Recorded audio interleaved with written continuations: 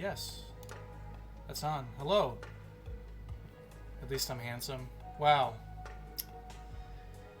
Yeah, that was pretty silly. So none of that was captured. That's fine.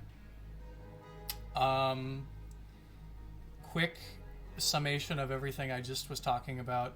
I'm going to stream for a little bit here because there's a birthday party. Around 8:39ish, I think. So I won't be on here for too long. And two, this is practice for some client work. Three, next time I stream on a Saturday, I want to play games. I just do other stuff, or just just paint. I just want to. This is gonna be a regular thing, so I think it'd be kind of fun if I played games after doing a little bit of painting. But yeah, I don't know what games. I've been playing Inscription on Steam. That's been like an obsession. When I'm not painting, I'm playing that, or I'm playing Marvel Snap. But I'm not gonna stream Marvel Snap, so I don't really know how to do that for my phone. Also, I don't know. That just Inscription. I was thinking either like that or StarCraft or some like RPG kind of game.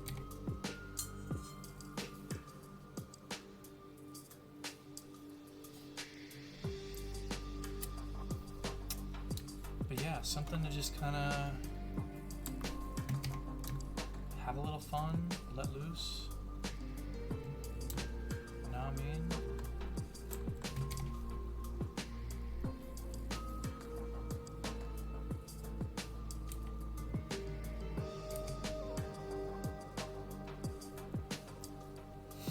So I don't really, Inscription,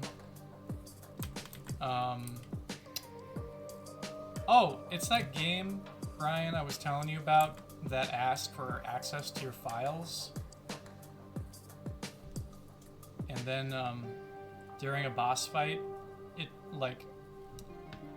if you pick a file and it's a photo or something, it'll show it to you. So I had all of these references of people, anatomical references, usually not wearing clothing, and it was just so anyways, it's that card game, and I beat it the other day, and then it's got this new game mode called Casey's Mod, which is you try to beat the first 3 bosses of the game, and there are difficulty modifiers on it.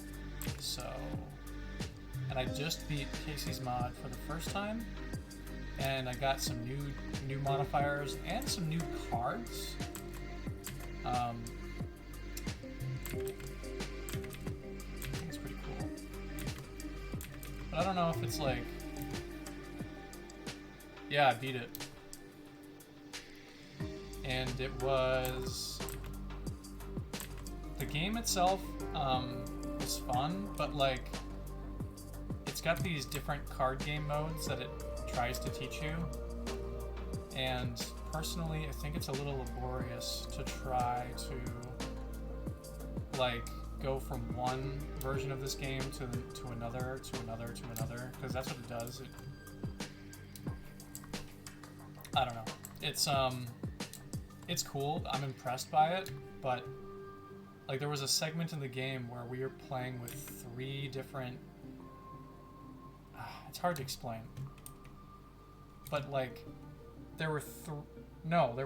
There were 4 different, deck types.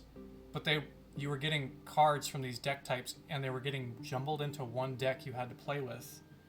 So, so you had to juggle 4 different mechanics. And, you can... they were interchangeable, and that was cool and all. Like you know, some helped the other ones, but it was only for a segment that lasted a few hours, and you could like, if you wanted to, you could kind of, what's the expression? I don't know. Like just bullhead, you're just plow your way through without even thinking about the mechanics. If you have the right cards, you can plow, you can like push through and not have to worry about it, and you know, which, I mean, and also like in that part of the story, the UI was like, oh, it was like this pixel art UI, but like, God, it just made it so hard to grasp everything that was happening to me. It's cool. It looked cool. It was cool. I liked it. You know, I liked the style, but it was just like, for teaching me how to learn how to play the game like this, like, this is not what I need. And that was like the most frustrating part of the game. But then it like changed the genre a few more times. Like it did the same exact thing. And there was like a robot, like sci-fi future version of the whole game. That was cool. I like that. We stuck with that one for a little bit. But just the part where we were inside of like a Game Boy Advance version of the game, I don't know. It was meh. But I'm wondering if maybe it wasn't like that for a reason, and like maybe if I go back and play it again, things will be different. I don't know.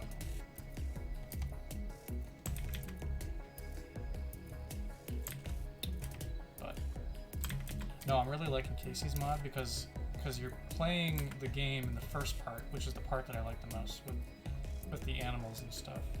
And I'm wondering if it doesn't eventually evolve into the other game types. But I guess we'll see. Who knows?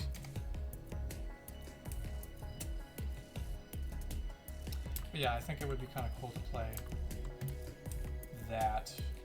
And then whatever else I have, like sitting on my Steam account.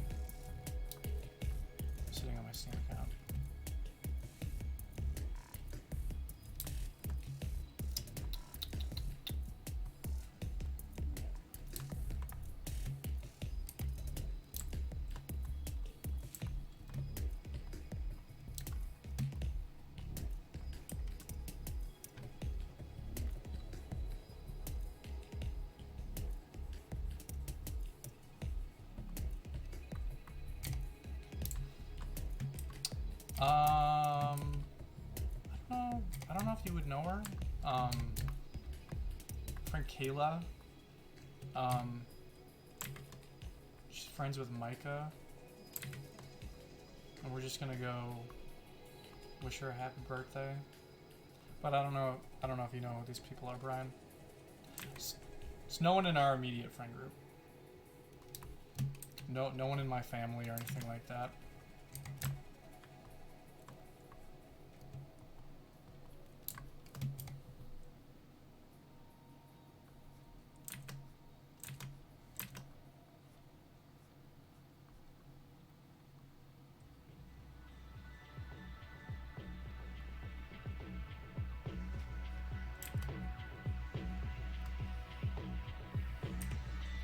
Yeah, it should be fun.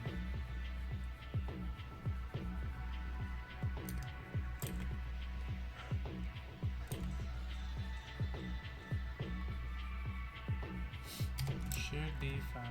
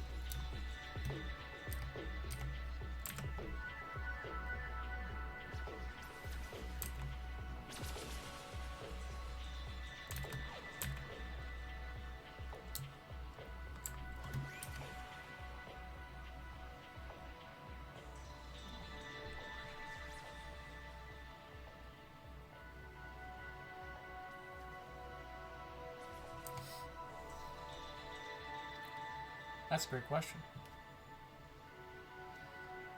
Um,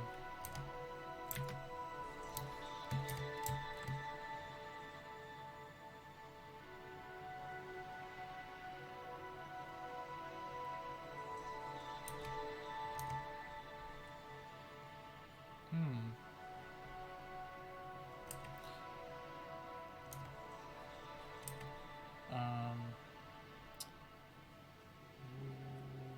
How do you like to watch your Lord of the Rings, Brian? Do you watch them? Do you marathon them? Or do you split them up over a weekend?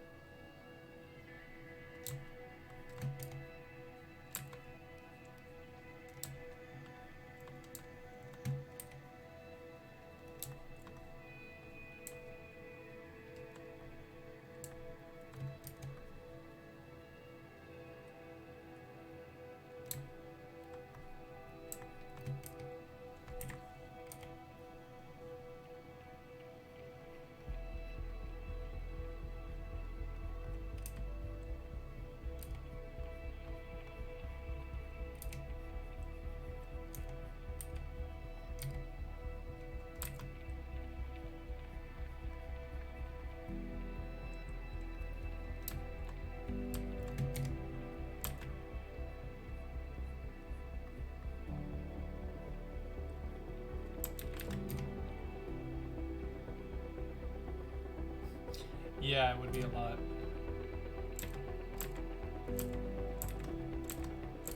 Over a few weekends, that would probably work best.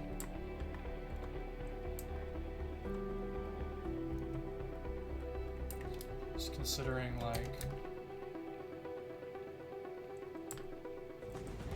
our schedules. And, yeah, I haven't done that in a hot minute, and I think I'm due for that. So, this weekend, probably out. Next weekend, I don't know. I have to check my calendar because I feel like there's something going on, but I'm not sure, so I don't want to make plans yet, but we could probably start this in like March. Yeah, if you're down for that. Some weekend in March, because next weekend I don't know what's going on, but the weekend after that I'm going to a concert in the cities, and then we'll get back, and then that's when my life starts to get normal again, and I'm not like constantly doing things.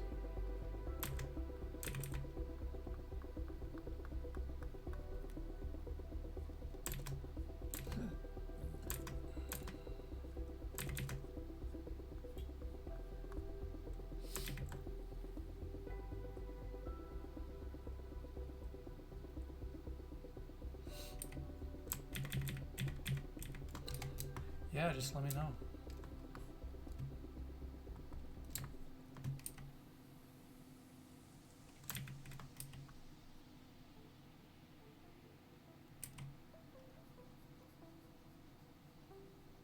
Just let me know, man.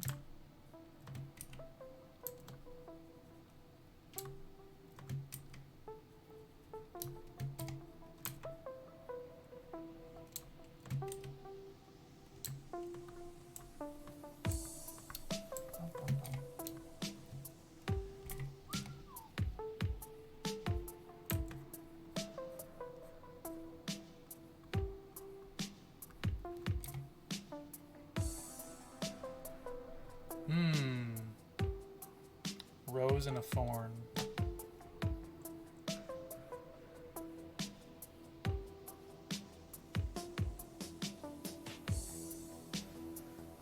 Oh, cool. Did you get that from that Ologies episode? I was just thinking about that. because there was an episode about like being happy, and this guy was talking about like buds and thorns. Because a bud is something that's good, that's gonna happen, and a thorn was something that bothered you, or was the bud just something good that happened? If I'm remembering. My thorn is that I got deferred like twice this week for plasma, which was really annoying. I mean, like, it's fine.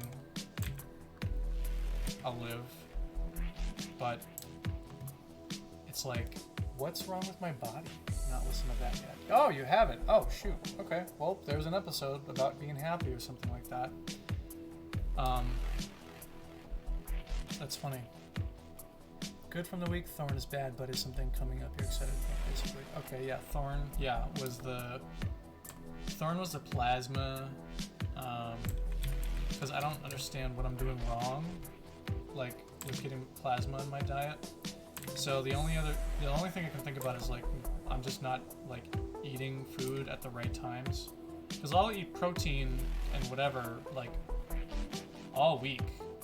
Like I'm eating like all week, like days before the appointment.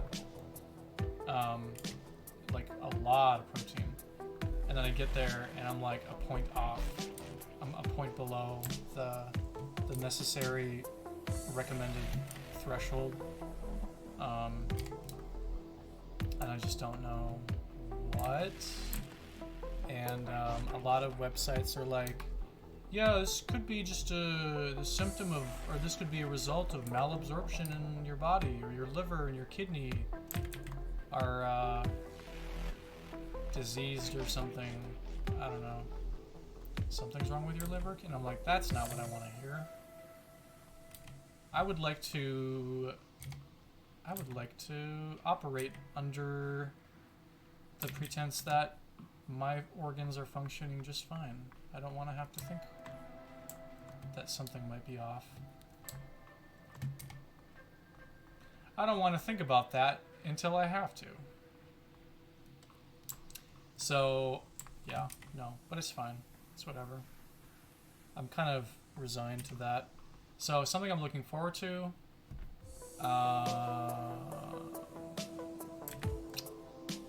This concert.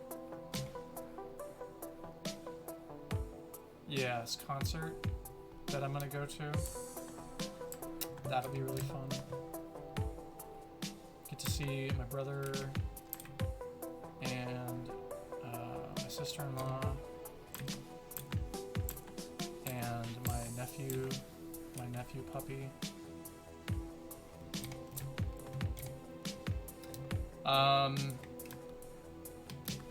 They're called Wise Blood. I don't know if you've ever heard of anything from those guys. They're pretty good.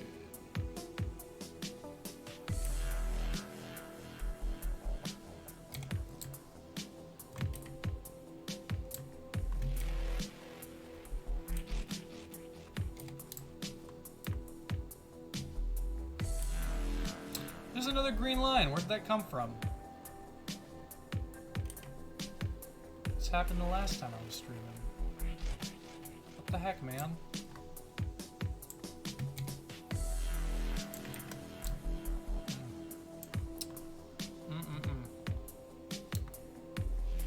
It's weird.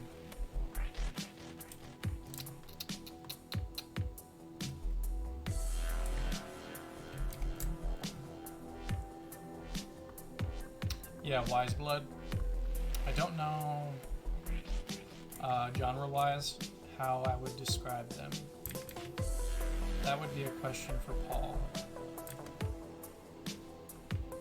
because he's the bigger Wise Blood fan.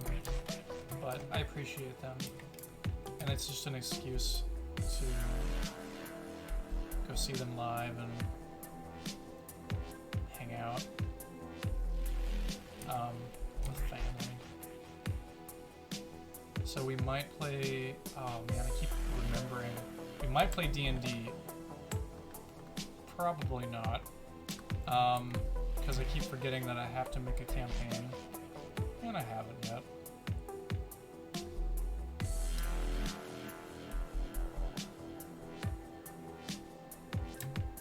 I'm pretty bad about that. But yeah, my excuse is that I have multiple client project things happening right now, so.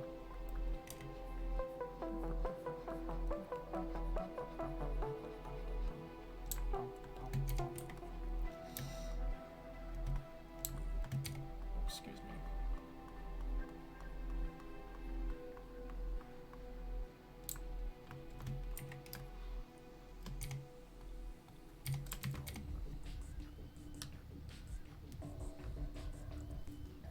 Yeah, it is a job. It's a whole ass job.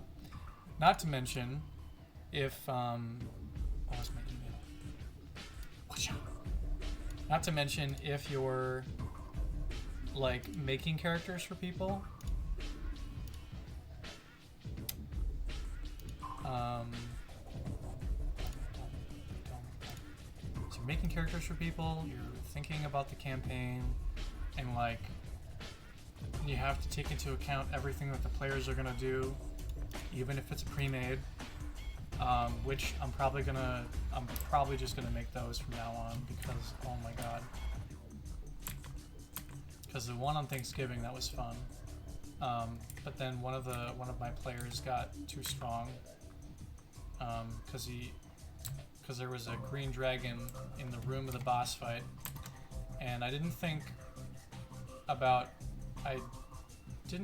it would matter, but one of the rogues asked the dragon for venom, and I was like, sure, why not? So yeah, and then he ends up doing like 40 something damage, and I'm like, huh?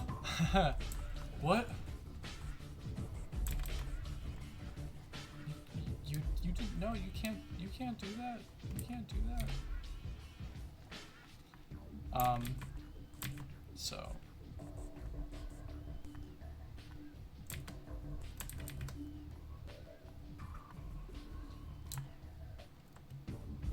Yeah, if there was just a faster way for me to, like, figure out all the fight stuff.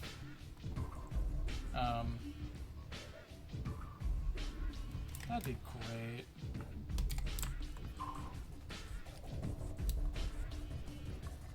But, no. Everyone had fun. Like, I felt like I did a really mediocre job, and I probably did, but everyone had fun. So...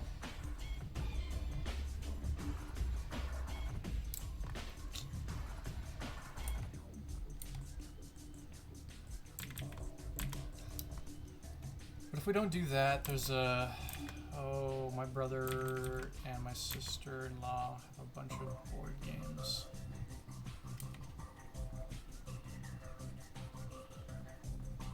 And we also have to show them how to play Egyptian Rat Slap.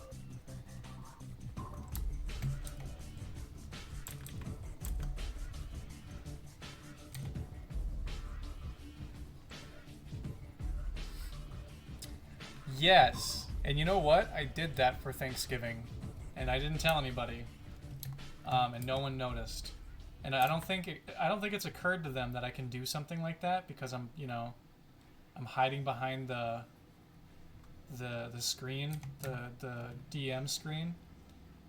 And I don't know who's watching this right now, but that's okay. I'll just say it anyways.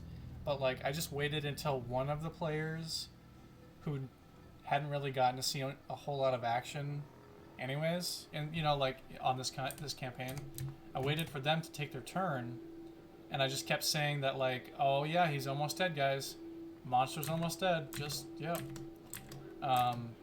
it's down to its last few hit points, and I waited for that player to take their turn, and then I was just like, hit, killed it, good job, and that was fun. And then I was just like, oh yeah, I can fudge everything, man. I mean, not everything, like, kind of depends on who you're playing with, you know. But like just in that moment, I was like, wow, yeah. Nothing. I mean, everything is really just determined by me. Whatever reality is up to me.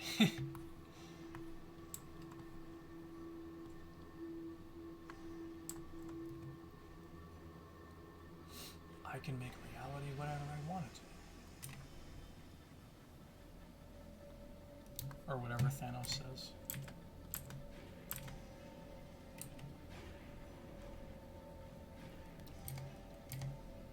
God, that's right. You gonna go watch Quantumania? I heard it's got really bad reviews.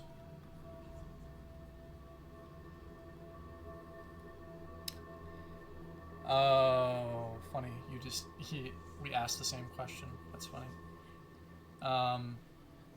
I've seen the new Avatar, but I haven't seen Ant-Man. And yeah, for a reason. Also, there's a picture of, well,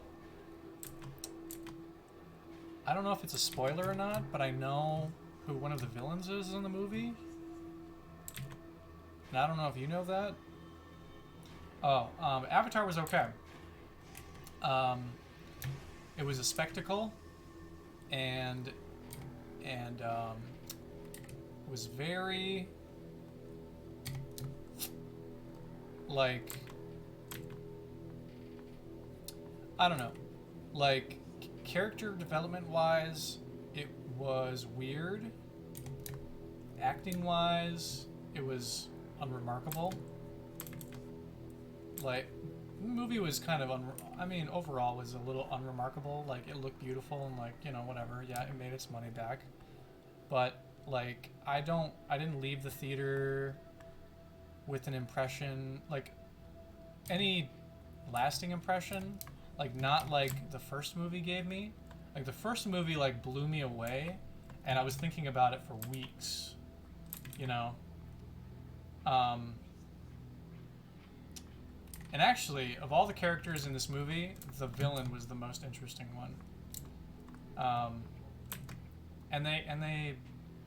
Yeah, he was the most interesting one. I won't say anymore, but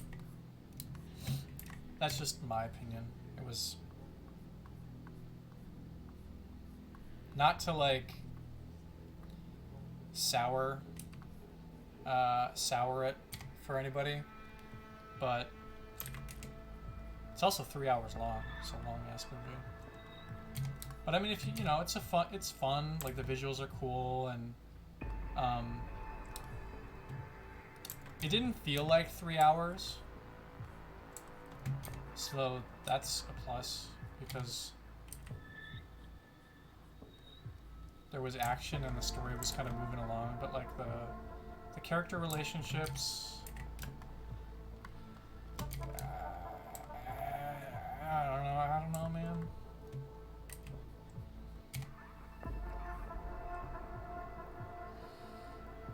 Yeah, you should just do that. Yeah, just save your money. Same with Quantumania, is what I hear. Which is kind of disappointing. But there's a character in it, and the comic book design for him versus like the MCU movie, or I mean, the MCU design for him, like really different, and I audibly went, yeah. I just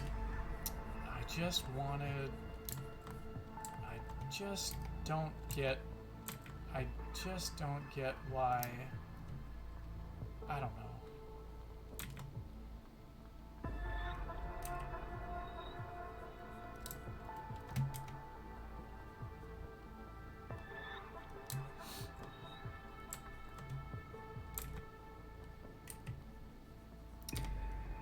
Just Thor: Love and Thunder, that's kind of what told me that, like, oh, okay, we're done making good movies. Got it.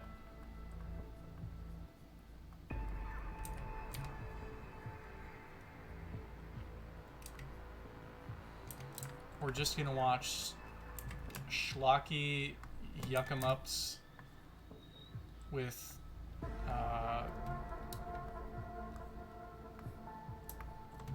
really like generic jokes. Yeah, I don't know.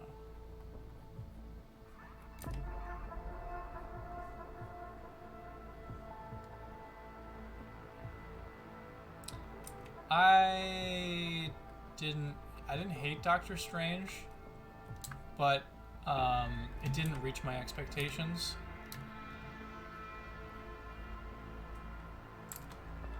And you know, thinking about how like you need to be watching all of these TV shows to get some of the references to like some of the movies that come out. It's a little annoying. I watched WandaVision, but like you could, I don't know. I guess you didn't have to watch WandaVision to enjoy Doctor Strange. I just wanted it to be more like multiversey, more madness. Is that too much to ask for?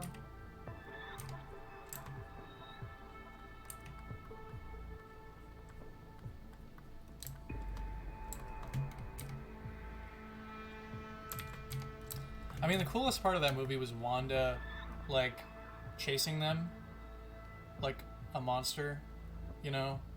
Even though she's like this all-powerful being and she really didn't need to do that, you know? Like, I don't know. It kind of felt like...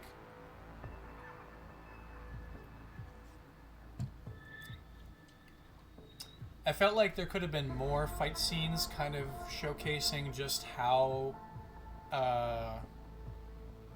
They could have... I mean, they kind of... They pulled their punches on this one. I think it could have been just insane.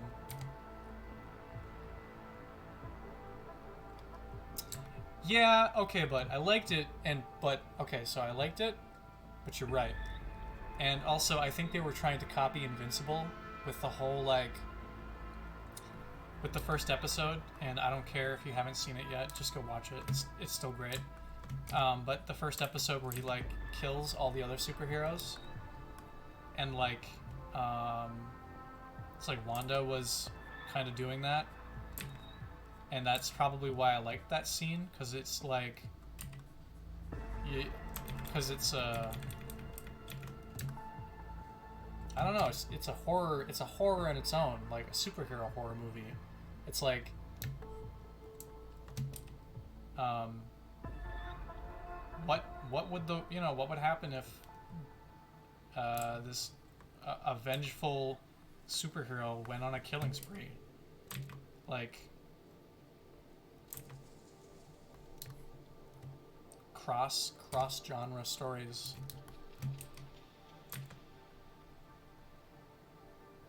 Like, Marvel could really, I think they could benefit from doing that. Like, they need to have their yuck 'em up movies, and they need to have like their really serious and like gory ones, and then they need to have their like feel good family superhero movies, and then, you know, because they're all kind of, everyone that comes out is trying to be all like every single genre.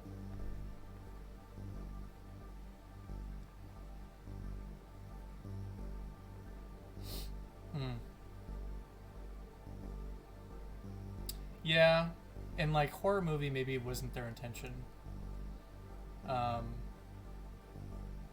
Yeah, I don't know. I mean, it was horrific to think about, which was interesting to me, but it didn't last long enough, you know.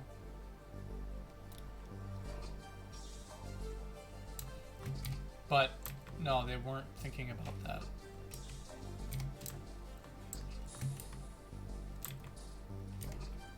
I don't know. I just like lost faith in if the properties you're watching or the video game properties you're playing, they start to follow patterns of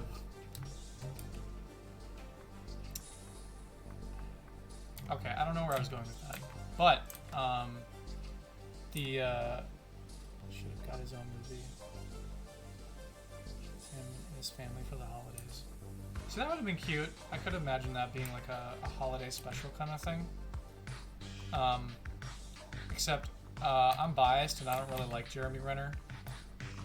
And his character's okay, but like Jeremy Renner he like ruins the character for me because of that rumor where he like stuck a gun to his wife's head and like threatened to kill her or something like that. Allegedly.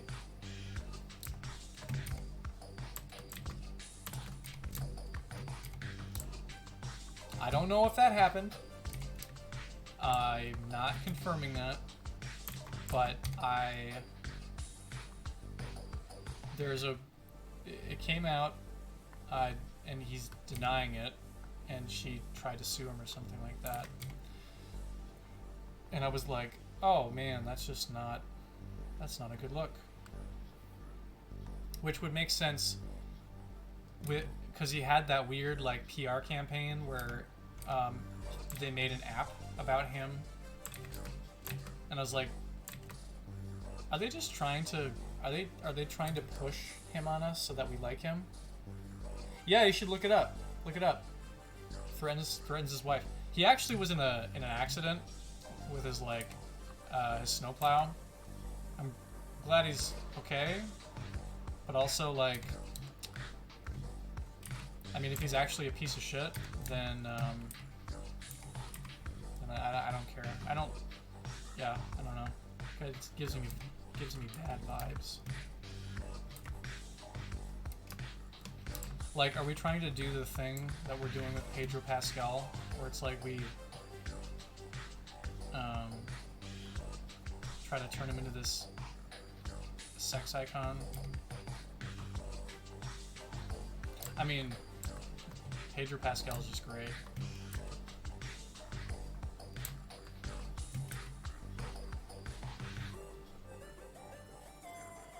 And I watched some clips of him. He was on a cop show, and he was playing this like goth cult leader. And yeah, it was great. It was a really schlocky show from the early 2000s or mid 2000s, I'm guessing, but still great.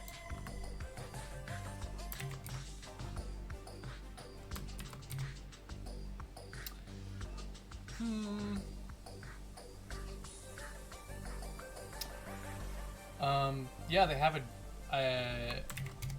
they made him an app where it was like social media just about him. So like you log in and you make an account, and like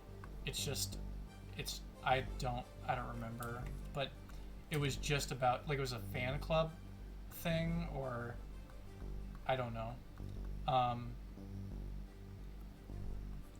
Yeah, and it didn't make sense to me at the time, but now makes more sense. If the alleged threatening of his wife thing was true, because then I'm like, oh yeah, so they were just trying to distract people.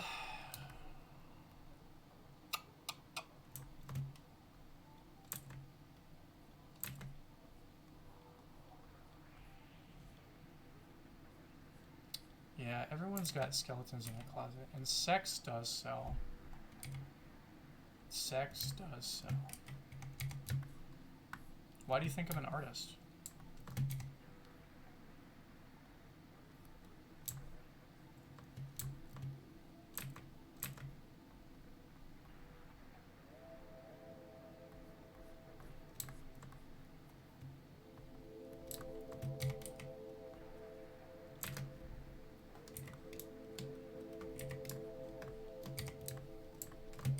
Okay, I need a 5-minute break because I have to use the bathroom.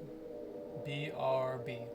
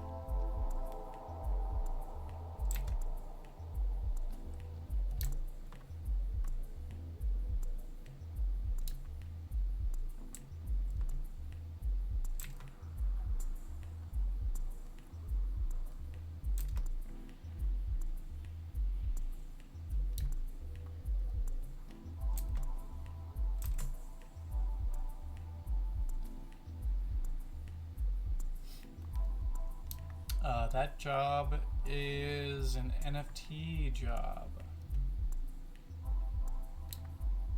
Doing some promotional, I believe it's promotional work.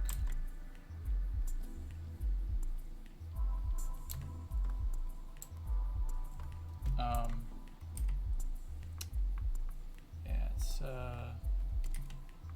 NFTs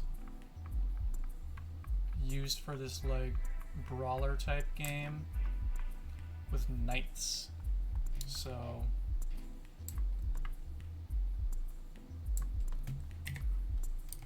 just like, okay, gonna do this in a black and white kind of ink style.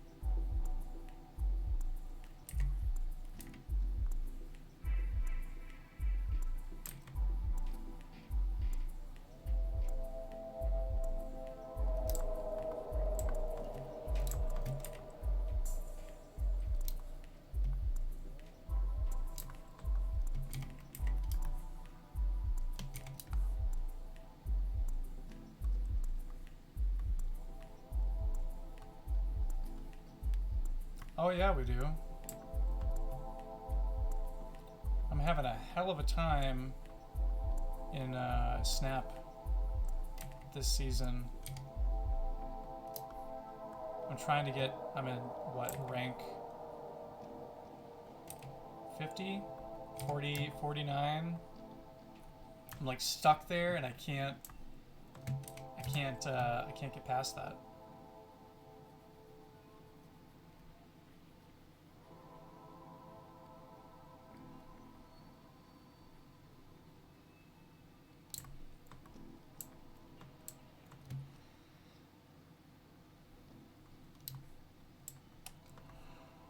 There's a lot of characters. Ooh. Not characters. Players that use MODOK.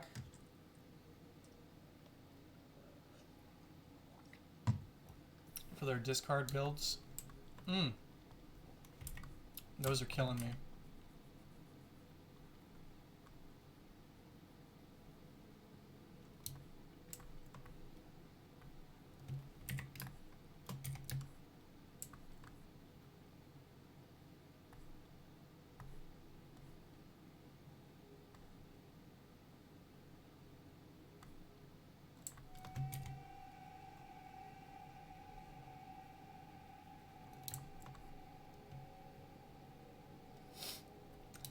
Yeah, it's it can be a pretty powerful deck, but it's never gonna be as powerful as it could be if you don't have like all of the right cards, like MODOK. You don't necessarily have to have him. You can get by without him, but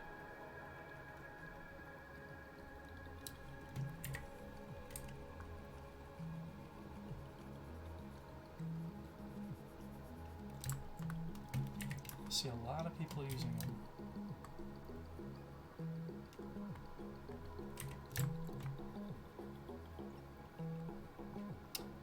Not.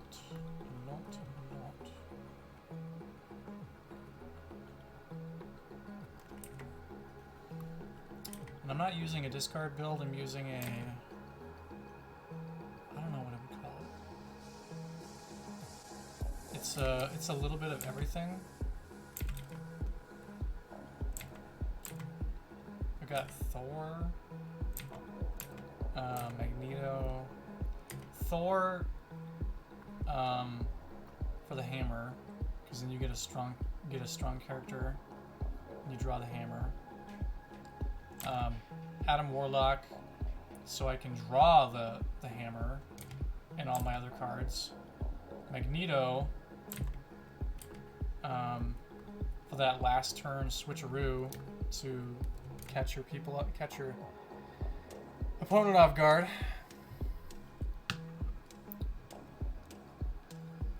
Suicide Squad, huh?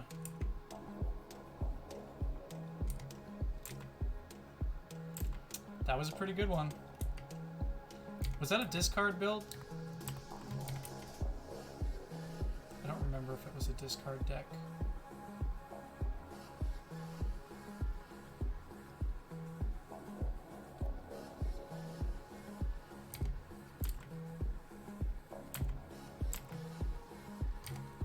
Destroy? Okay. I just name my decks after things that happen to me in life. Like this deck I'm playing with right now is called Power Wash, because I got Power Wash Simulator on the PlayStation. One of my first ones was called Telecrisp Punch, because the plasma donation center I go to is called Telecris, and a guy got punched in the parking lot while I was there, and he came into the center and he was like crying and he was bleeding and stuff, and I think he lost a tooth. Kind of scared the shit out of me a little bit. So, and I was making a deck, and I was like, I'm just gonna call this deck Telecris Punch, so I never forget. But yeah, I feel bad for that guy. Probably some dude in the parking lot asking for money. I think that's what the story was. It's like, damn. People just out there ruining people's days.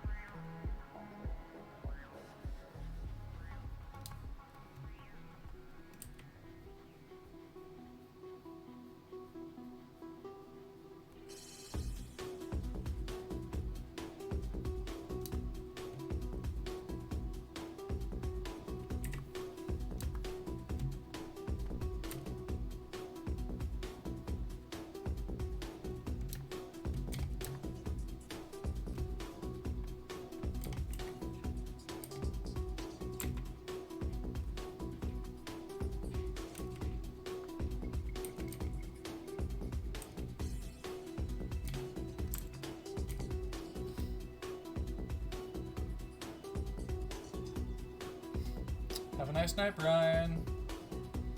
I'll talk to you later.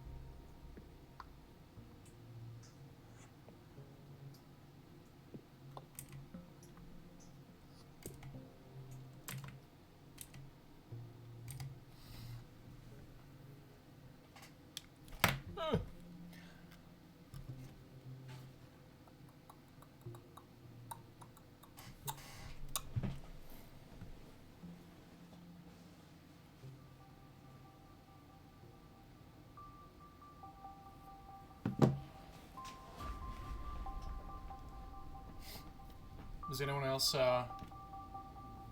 do that to their pen?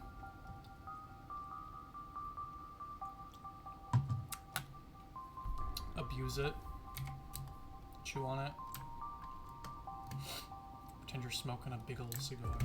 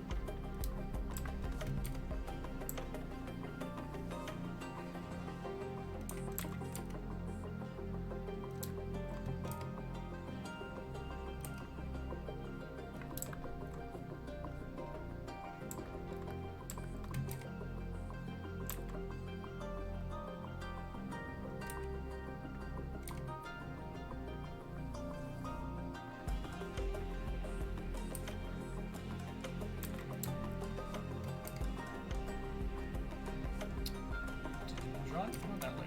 Okay.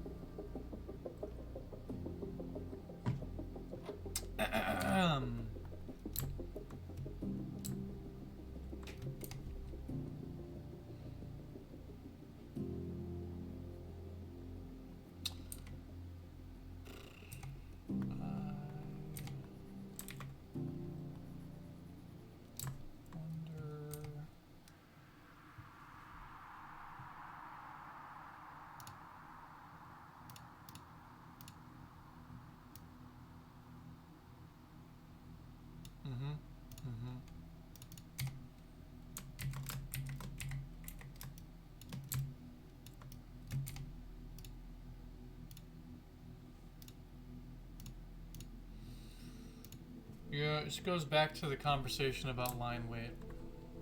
This part of me is like, I'm not dealing in black, I'm dealing in grayscale, and it's messing with my head. Oh, because these main lines are. Oh man, I did that to his foot. These main lines are grayscale-ish, you know, and then these lines, this inking I'm putting down is just black. I don't really like it. I'm not a fan. But I also don't really do this that much, so this is kind of an exercise for me. Like when I do line art, I'm not laying down, you know, these shadows.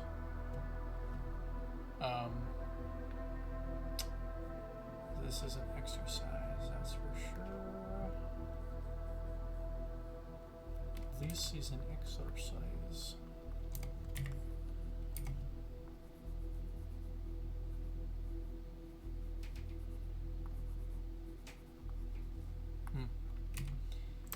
I should be more comfortable with like letting the brush.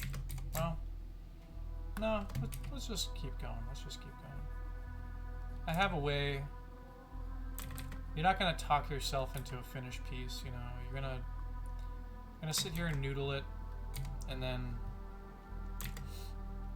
I will or I won't hit a point where I stop making progress, and then I'll get like frustrated, and then I'll like move on to something else. But yeah, normally when I'm painting, I'm not drawing. I'm not drawing my line art, and I'm not adding shadows. That comic booky style of doing things.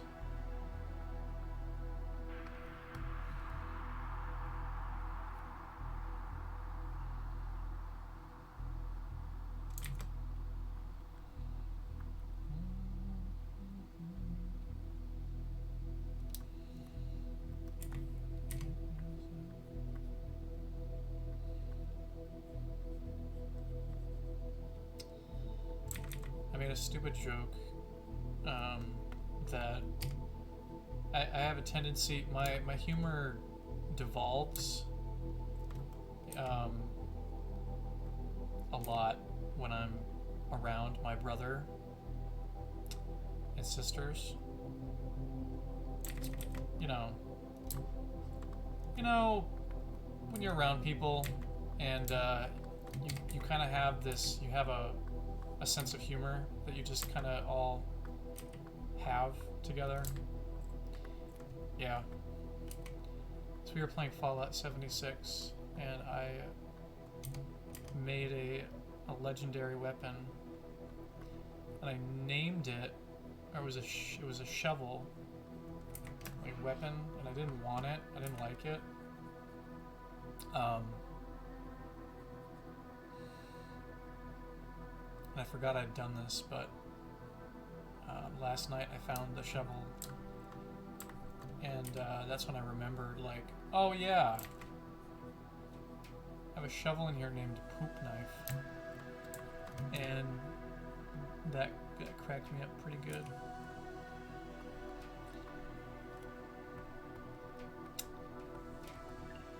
And then I posted about it on Instagram, and then I was like, I wonder if I should be doing that.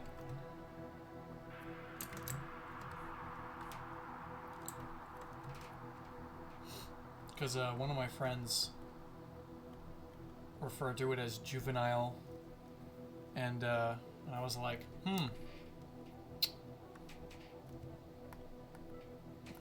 yeah, that's. I think it was lovingly put, in appreciation of my sense of humor, but yeah, it's like, oh well. I laughed a lot. And that only happens when I'm with my brother. Really.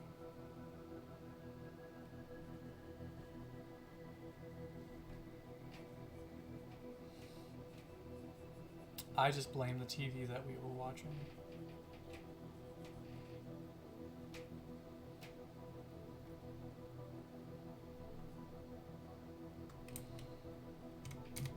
Darn television's gonna rot your kids' brains.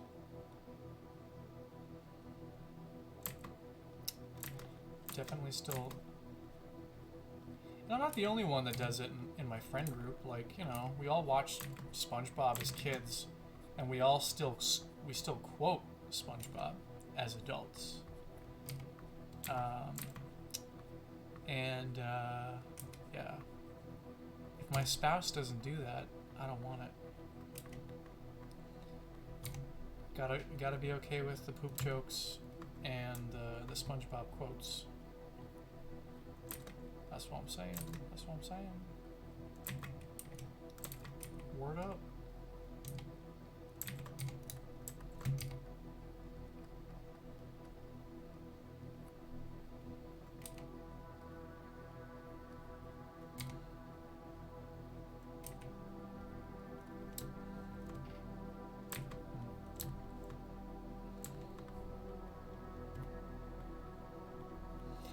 It's very brave of me to do this right here with that.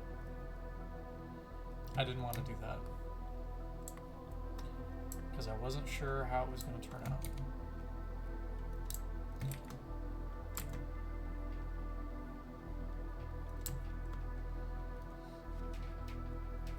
But you got to make mistakes.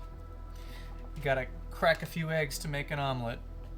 I don't know why that makes any sense at all. It does. I mean, like, but it makes it sound like the cracking of the eggs, it was not meant to happen, but the cracking of the eggs was meant to happen.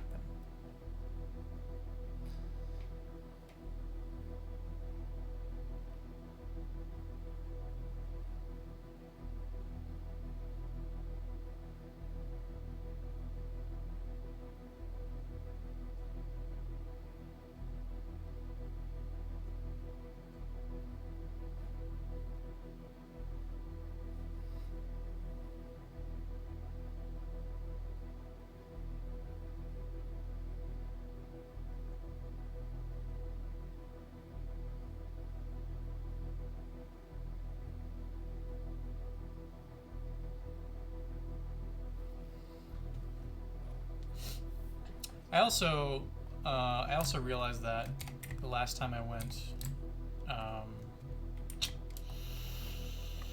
roller skating, because I fell on my butt like several times. Um, but while I was doing that, I didn't feel bad because the whole time I was like, I'm trying to like teach myself the muscle memory to feel comfortable with skating more like freely. And I'm like, well, I'm not gonna learn unless I'm pushing it, you know, and I'm trying different maneuvers and techniques and stuff. And like as I'm going around the rink, I'm watching other people who are just cautiously skating, just like little baby steps, just don't want to get hurt. Granted, they don't give you any pads, but you sign a waiver, so yeah, you kind of are on your own. And I like messed up my wrist because I was wearing a bracelet, and my roommate was like, you gotta take those off, take off your bracelets. So I put them away because, yeah, if I had fallen like just the right way with those things on, I probably would have messed myself up just a bit.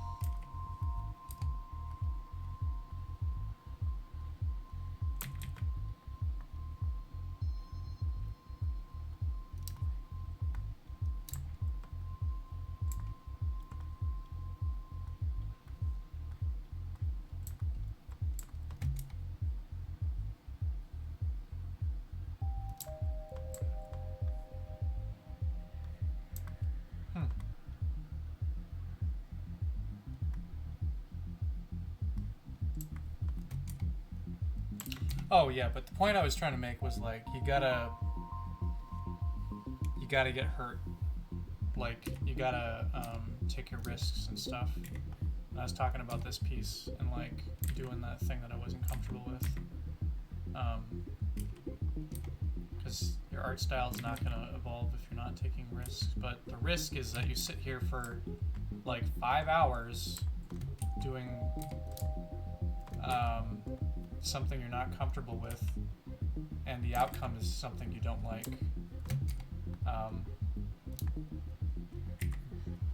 And I think, I mean, for me, I was, you know, I got burned by that notion a few times, and so then you avoid it and you just stick with like what's easy and what you're comfortable with. You risk losing time, but you gain insight, kind of like how you do in the game Bloodborne.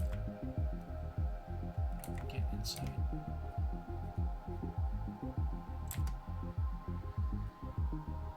And then you're like, okay, so next time I won't do that.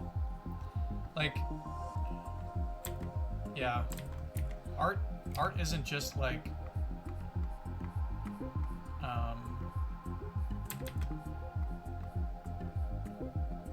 executing to only make the correct choices. You have to be executing and making a lot of wrong choices, so then you know which ones are the right ones to make.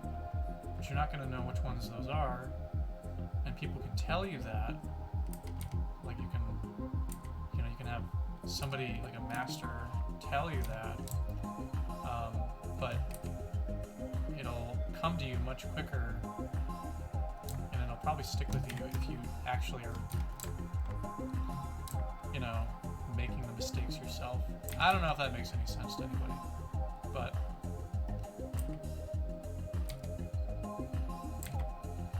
it's also like your perspective. It's like the mistakes you make are not a bad thing.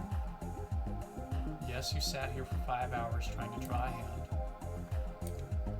and you couldn't do it, and you ended up deleting the file, but now you know what not to do. So long as you're walking away with some, like, new knowledge.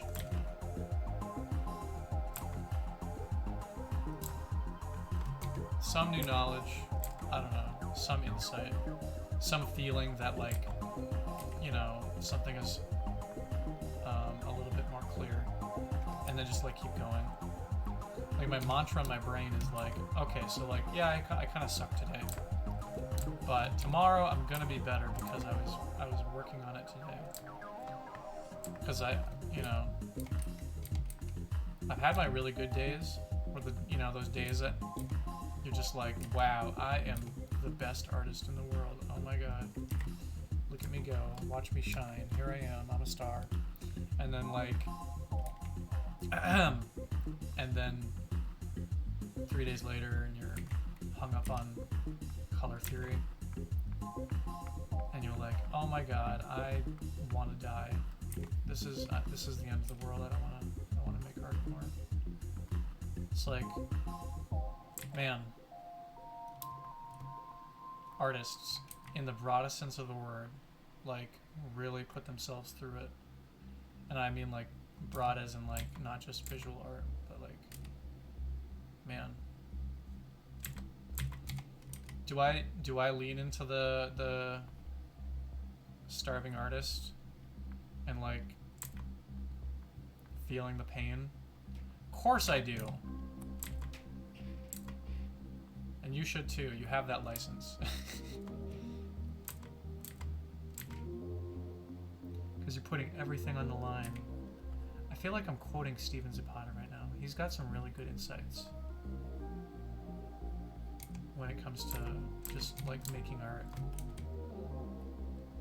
Very wise. But yeah, you are putting everything on the line. Because, you know, whatever happens here, you're gonna walk away feeling, like, satisfied or disappointed, you know?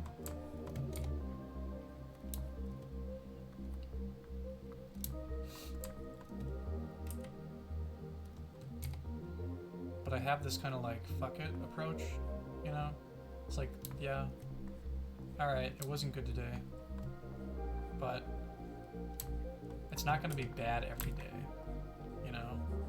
It's not a reason to stop making art. It's not a reason at all to stop making art. But it's, you know, it's easier said than done. Okay, so this is what I was gonna do before I started talking. I was gonna, like, color his drapery there. A little something something.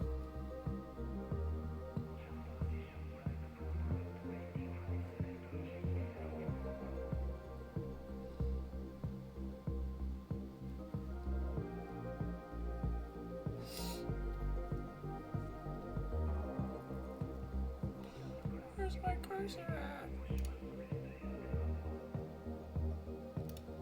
Boom, boom, boom, boom,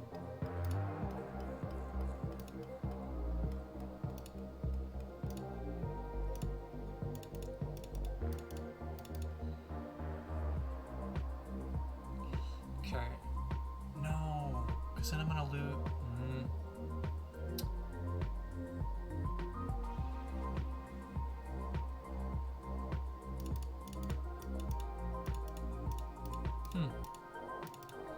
I don't know what to do about that.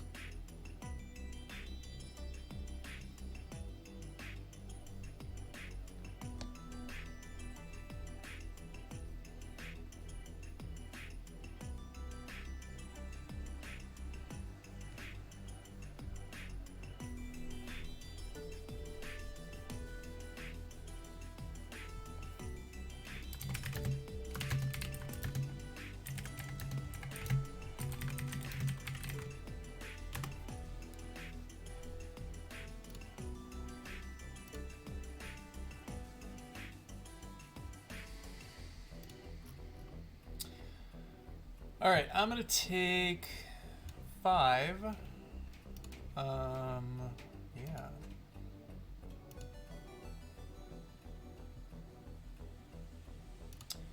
Yeah, I'll be right back.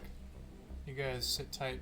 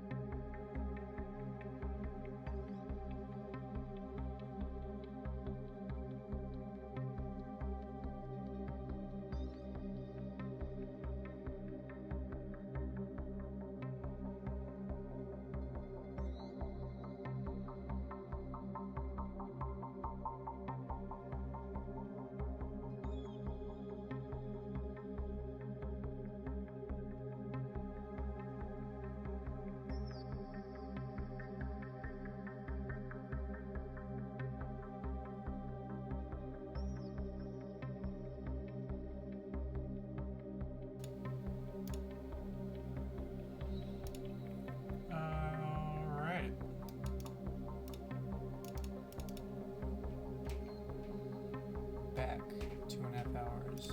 We could change the music a bit.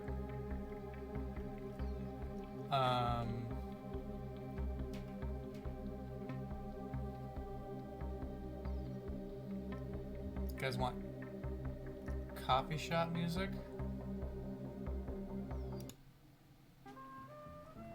Hold on. Let's start from the beginning.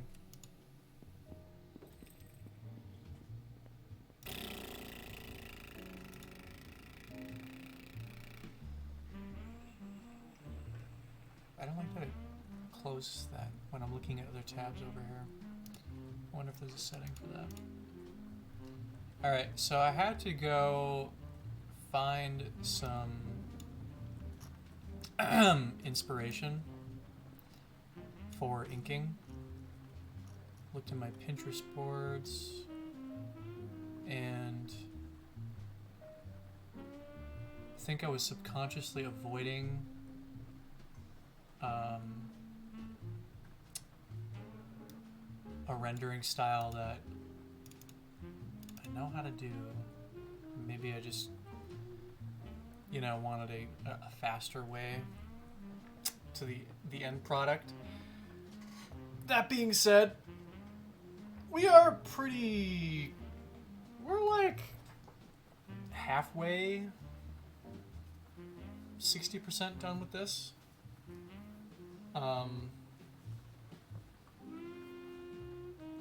I'd say.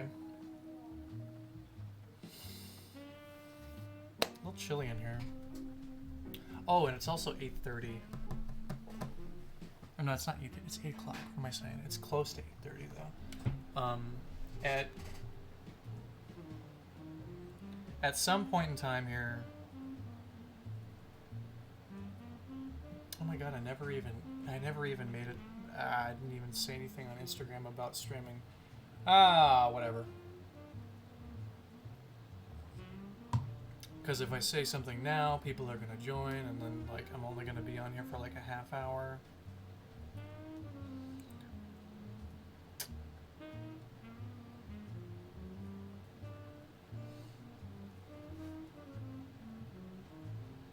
I mean, I guess I could just do it anyways.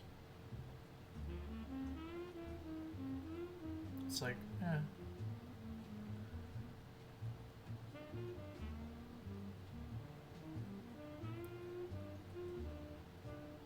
Twitch.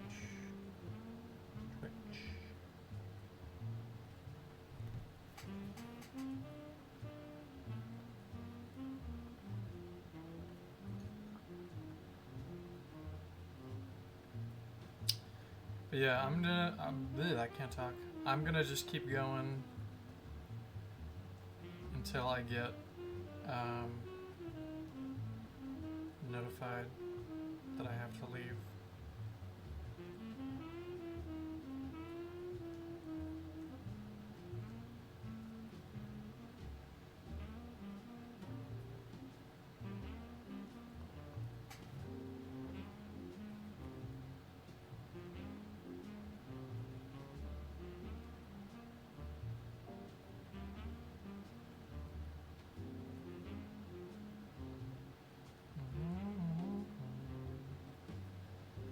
Watch, it's gonna happen like right now.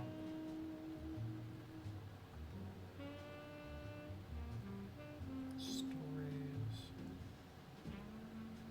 Great.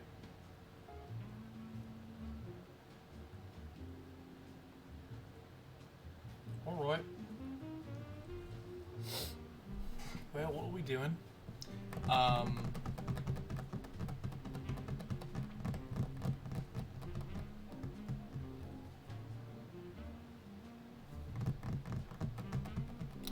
I want to turn this light off. I think... Hold on. I'm like, is it even worth the setup to get this other light hooked up? But for the lighting and for whoever is watching this right now, doing it for you.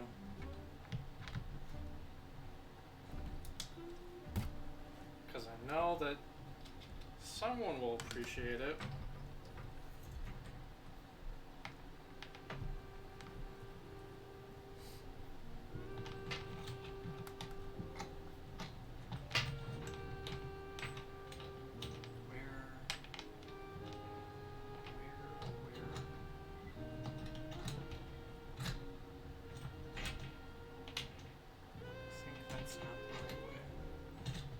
So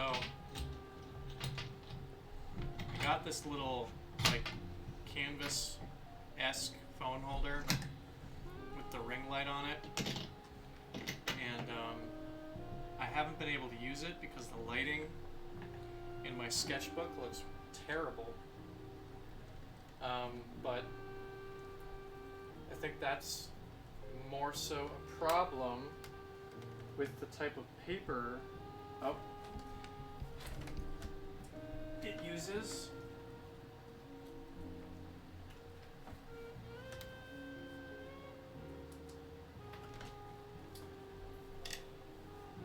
Alright. Oh god, that's so bright.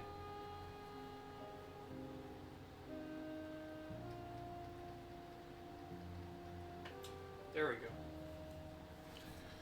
Yeah, more so with the type of paper it uses. That's like better? Ish? Yeah, because at least, you know, I can see this other side of my face, right? Yeah? It's not too dark. I just like painting in the dark with bright lights in my eyes. I have a thing for damaging my eyesight.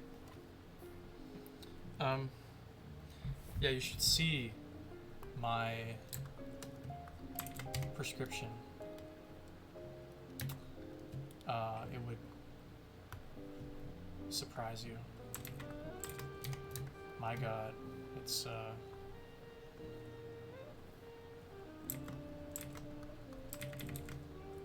silly how thick my glasses are. Nope, not that. Just won't do that. Excuse me.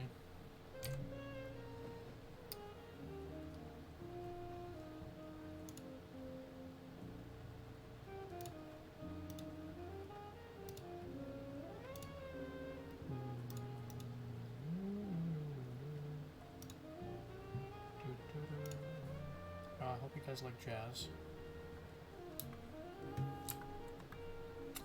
Alright, so...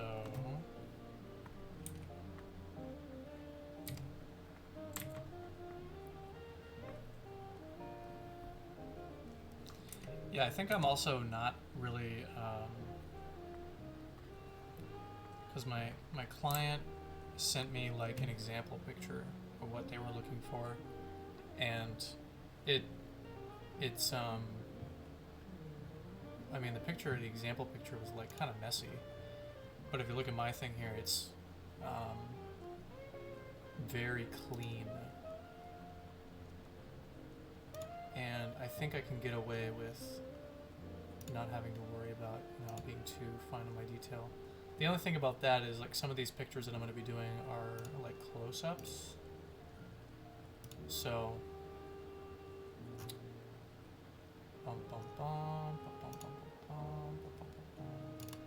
yeah, here, I'll just pull them up because this is relevant. So just so y'all know what I'm talking about. So here's my peer ref. Here's my board of everything I'm working on. These are the 6 characters, and then I get to kind of come up with designs, which that's exciting and daunting. Here's a couple of fan art pieces that people did. This is an NFT project. You can get at, you buy a knight, and then you can like fight them against other people or some shit. I don't know. But the guy I'm working with, he's an artist, and he made these, and I was like, that's pretty good. And I'm trying to figure out how he did it. And I'm sure if I asked him, I would get the answer that I'm thinking of. Because it's either, yeah, I wonder if it's like 3D models or if there's like a 2D image and then he just very lightly painted it, or I don't know. It's good. I like it a lot. It's cool. So yeah, here's here's the example picture he sent me. Something like that. And then just looking for inspiration, penning stuff like that. Poses, some poses I was using, and then like armor, because For some reason, you know, drawing armor is, it's cool, it's fun, but it's also kind of laborious because I want to get to that point where I'm comfortable just like just whipping out armor, just drawing it, and not thinking about it, but, you know, I'll take time. But anyways, so, there's a guy. Great Hound, he's going to be kind of close up. Should be pretty cool. This isn't the armor, like I haven't figured out what the armor is going to look like yet, but we're working on that. There's a gal, that was the one. That one. Also, nothing. Mostly just poses right now. The king character had a king face. Half of his face was covered and you could see his mouth. Going for like an epic kind of ant's eye view. You know, he's looking down at you, but like, you know, a regal, royalty kind of thing. This guy, he's the one that had the face like built into the headpiece, the helm. Going for, oh, he's called the Ever Penitent one or something like that. So going for something kind of moody. I like it. The other stuff I had for him, I wasn't sold on it, so I thought like, why not something, I don't know, kind of centered, right? There's another guy. He's got a spear. He's gonna get kind of a cool. I love this. I am very happy with the gesturing that I captured in this piece. It's not too often I do a pose in gesture and get the anatomy and like the proportion and the movement in a way that I like. I was using a reference, but like, you know, I find if you shrink your reference, if you're working from a reference, shrink it down and then blow it up. Shrink it down after you've drawn it and then blow it up, because I tend to focus on like trying to get it picture perfect, but it's hard to get it picture perfect when it's small. So you're forcing yourself to look at it and just draw the base shapes, the simplest, just, you know, the simplest shapes that it is, I guess, for lack of better words. So I'm happy with that. Same thing happened with this guy. And I took a pose and then I kind of tweaked it to get more of that ant's eye view. Again, happy with the gesture, the movement, the proportions, like looking, these two I'm looking forward to the most, honestly. Same thing. I just looked at a picture, shrunk it down. It's amazing. It's amazing how much of a difference that makes, because especially when you're studying, because you get like hung up on all these nuanced values that are hiding in the study photo. You know, it's like, oh, here's some gray and green and yellow, and it's just kind of like hiding in there. But you have that picture blown up, so you're just looking at those things. You're not focusing on the big picture, which is what you're supposed to be focusing on, you know. Because I did a nude study. I better not pull that up because I'll probably get in trouble with Twitch. But anyways, yeah, like, point still stands. Like, shrink your reference down and then draw from that, because that helps me so much. So I'm excited about that. And, you know, these guys, you know, they're the reason that I'm doing this guy right now. So,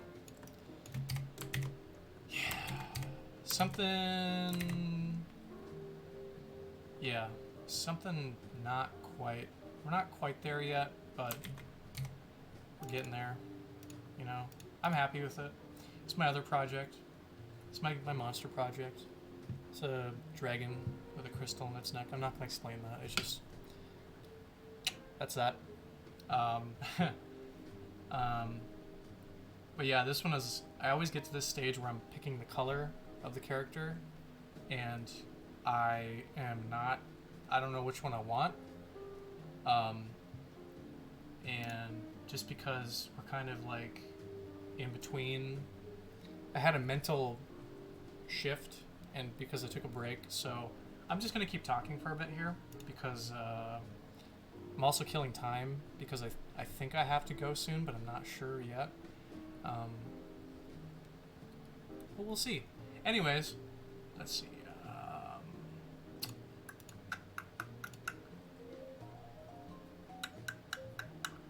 Yeah, so I have 2-3 groups with different colors using a gradient map. Man, I love gradient maps. This one was a contender. So here's the thing, I like purple, and we ended up going with that. I like purple, and I was trying to get this, but there was just something kind of, I don't know. I wasn't totally sold on it. I keep looking at it now, and I'm like, why didn't I go with that? I mean, I like this too. It was just vibrance. That's the thing. Is like this one's more vibrant, catches my eye.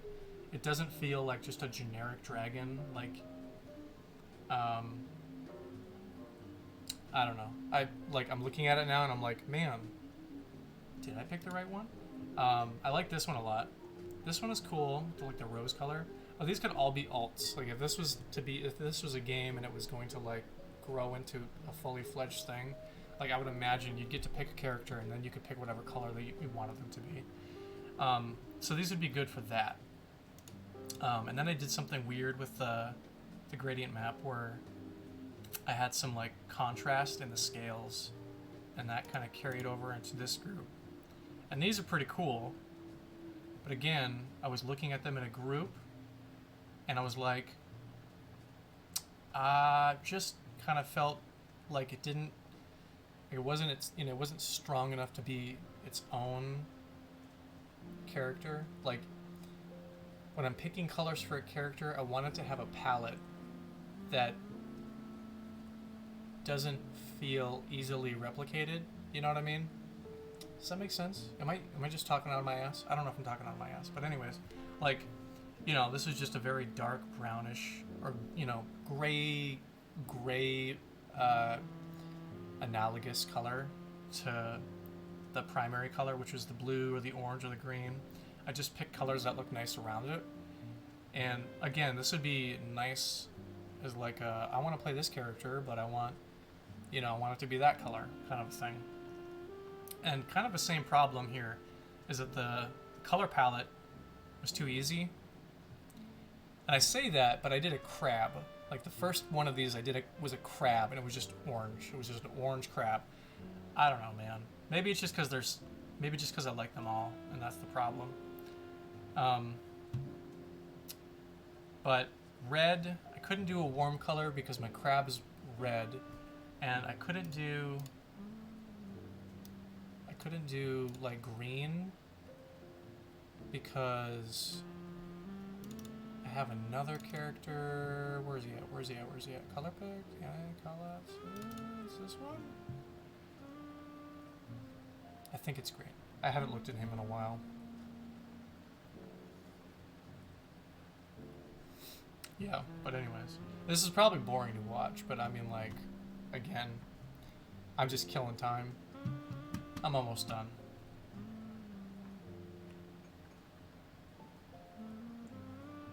And it's empty!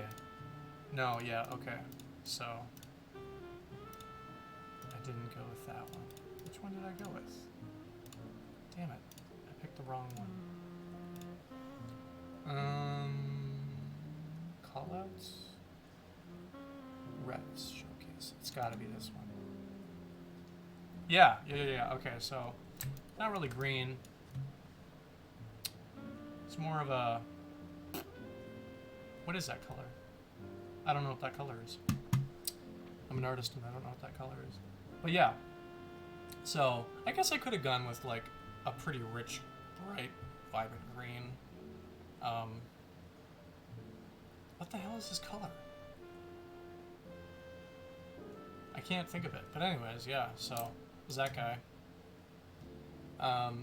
Another monster that, like, was born out of me running on a treadmill at Planet Fitness, thinking about, like, in an infinite universe of infinite possibilities where organisms rise from the miasmic primordial oozes and they kind of become what they become, and, like, they're just spotted on little planets all across the universe. Like, they wouldn't all come out like we did. And, like, that's the point of this game is, like, imagine, like, every planet has a god that kind of rises up from the rest of whatever civilization or tribes or, like, biological biomes, whatever. You know, just a giant whatever. It's a monster of something's making. And so I imagined the Animus, that was the last guy, that he was just created by this cult civilization of hatred.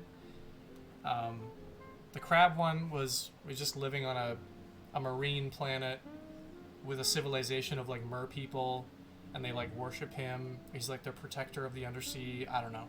And then the dragon was probably, like, I'm thinking a regular old dragon on a planet, a space dragon, we'll say that.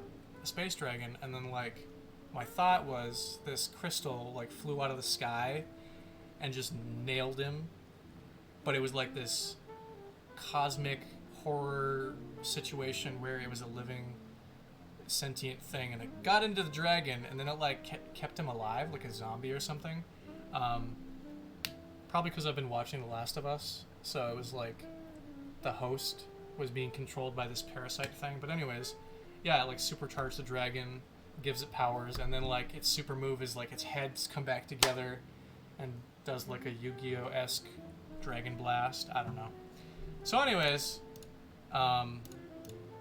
yeah, so again, back to color picking and stuff. It's hard to find something that's like, you're special, right? And like, here I thought, oh, maybe I had it. But again, I think it felt too similar to, like, these guys. I don't know. I toyed around with that. I don't know what was my decision on that. It's cool, but it's not, like, it's not the direction I wanted to go. It feels very dark, you know? Because these monsters, like, they're going to be cool, and some of them are going to have, like, really terrible backstories, but, like, the whole vibe of the game, in my mind, I don't imagine it being, like, this dark, gritty thing. I want it to have a little bit of, like, whimsy. Not, I guess, I don't know. But anyways, so yeah, rant over. Show and tell is done. That's just what I've been working on. So if I'm not contradicting myself by saying that, you know, the colors I pick here, I feel like he looks like a unique character. Like, I don't know. I just like it. I can't put into words what I'm feeling. I'm rambling right now, so I'm just gonna drop it. Let it be.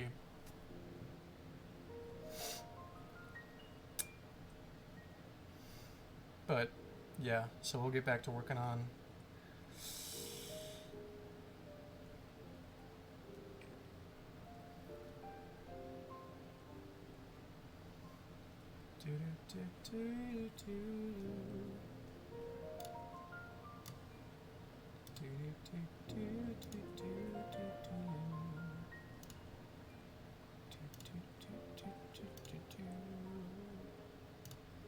Cool.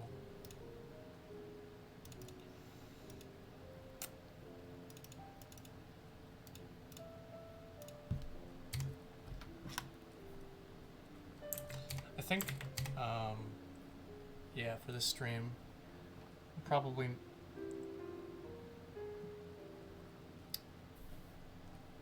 maybe I won't get to start the other nights. So that's fine, because I wanted to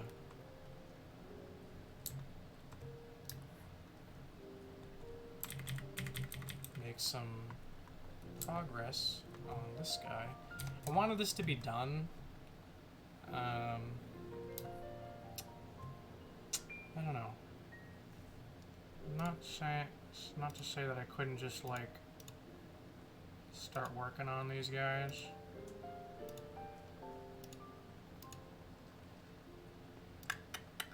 Yeah, I don't know. Kind of in a weird spot right now.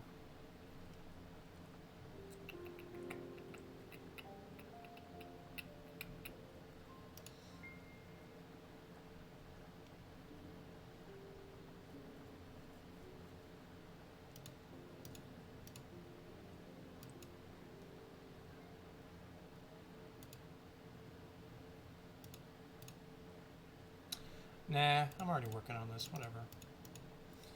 I don't have like... Oh.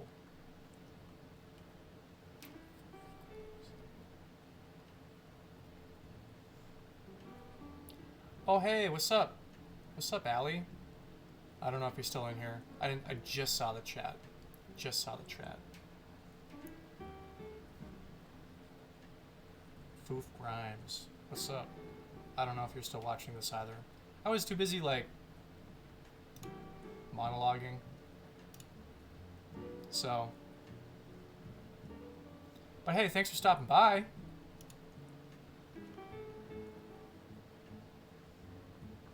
Oh, hey. How's it going?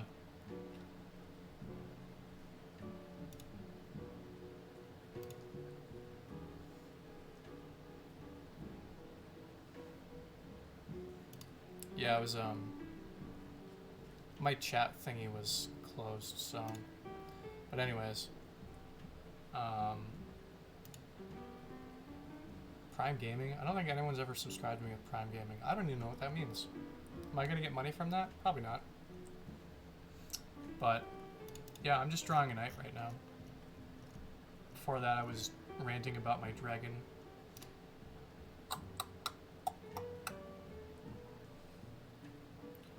Hell yeah, crocheting? Awesome. What are we crocheting?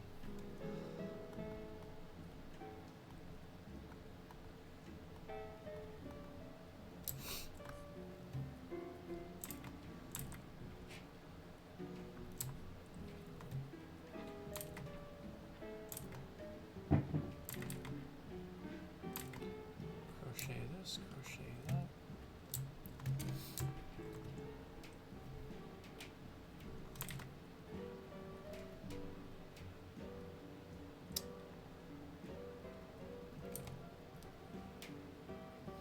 Harry Styles sweater for Noah's sister. That's awesome. You say style, a Harry Styles sweater. Okay. So like it's got his face on it, and you're crocheting the face like stitch by stitch. That is a sweet, very sweet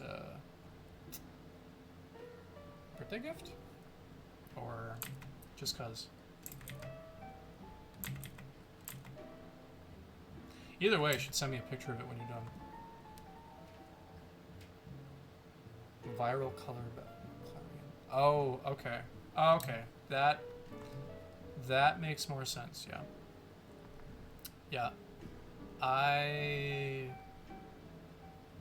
was really hoping you just straight up like stitched his face, but you know that's like a Herculean effort. So, but hey, that's still awesome.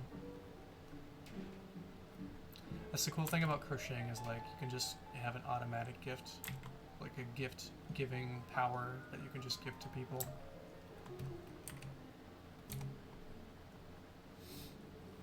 You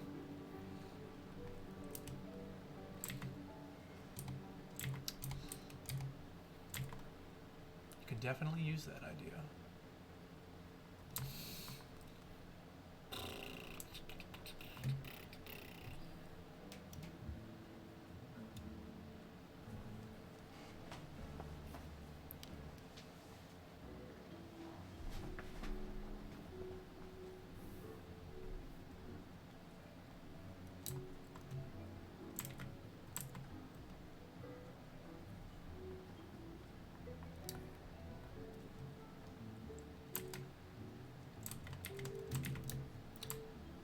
Yeah, I was definitely avoiding. That's why I jumped to these like darker value blocks. I was avoiding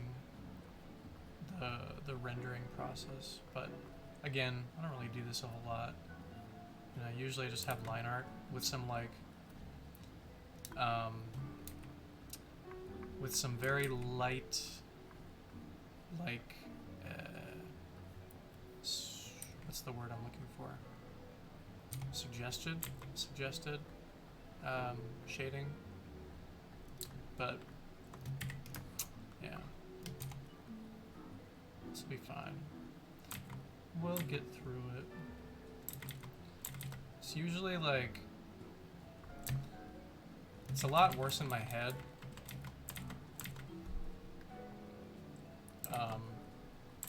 And then when I actually get to doing the thing that I gotta do, it's like, oh, that wasn't so bad. What was I so worked up about? You know? And that's like for every situation in my life. I went to a birthday party alone where there were people there that I did not know, and I got to meet them all, and they were really cool. But before that, maximum anxiety, because I was like, oh man, this is gonna be so stressful. But it was good.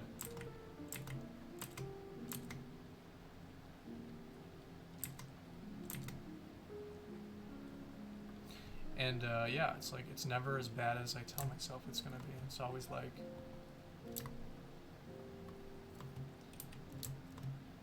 I don't think it's ever been as bad.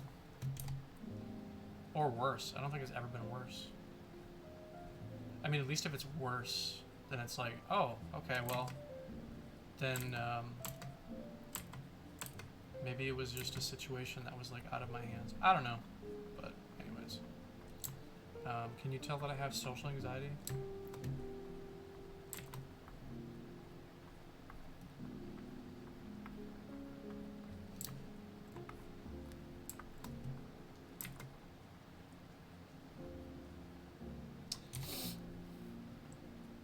All goes back to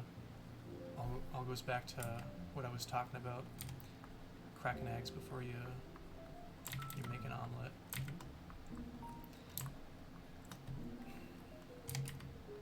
You gotta go to a few birthday parties, a few parties where strike up conversation with people.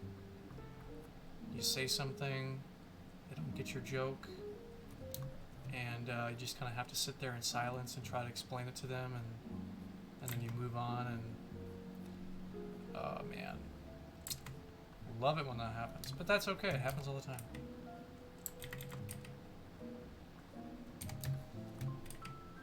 That didn't happen at this birthday party. I kind of got there late, so. But yeah, everyone was really cool.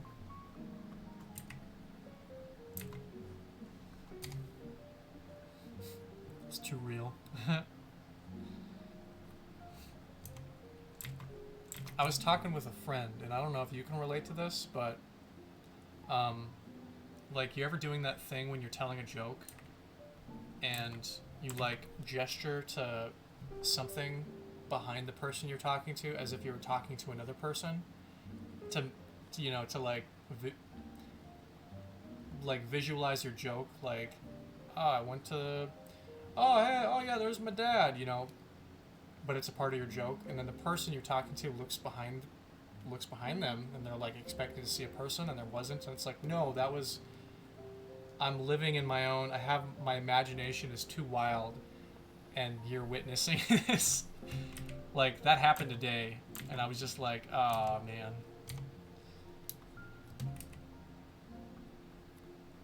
It's yeah. And then you have to, because they're like expecting a person, because I was gesturing to our deck, and I was like, there she is. And then you have to explain to them what happened.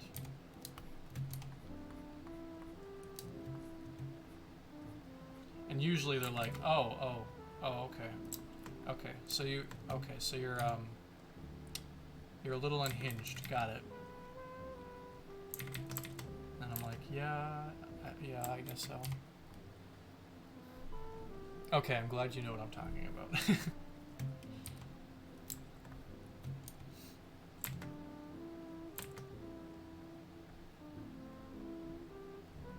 I tell you.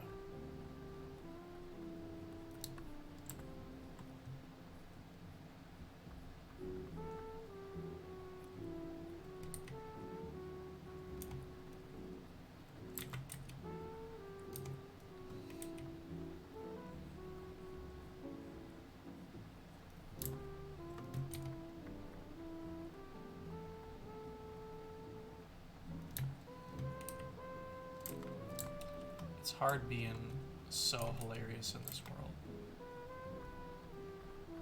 It's hard being so funny.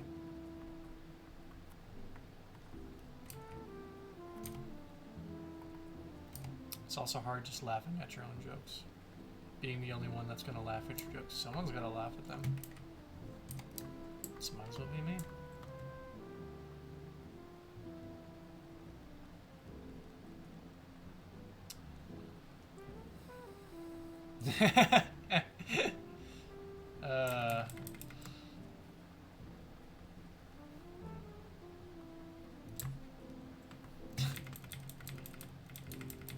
Here, King, you drop this.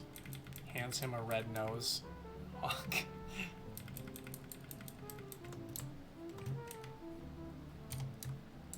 Forgot my clown makeup.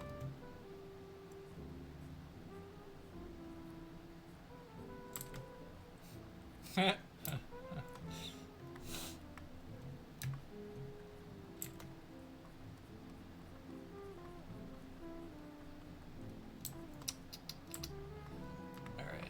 so I'm sitting here and I'm drawing this little detail, and it's just like dawning on me like I probably should not be drawing that. I should not be rendering that small. I think I'd go insane if I did that. Heavy is the head that wears the crown.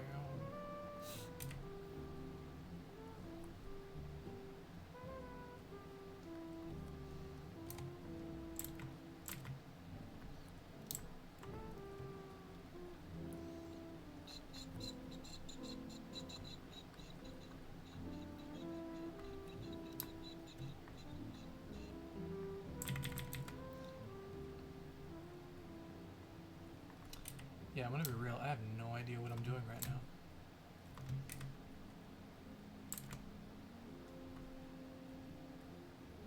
That happens about like 4 times a day. Like when I'm working on art. I just sit there and I'm like, I don't know what I'm doing.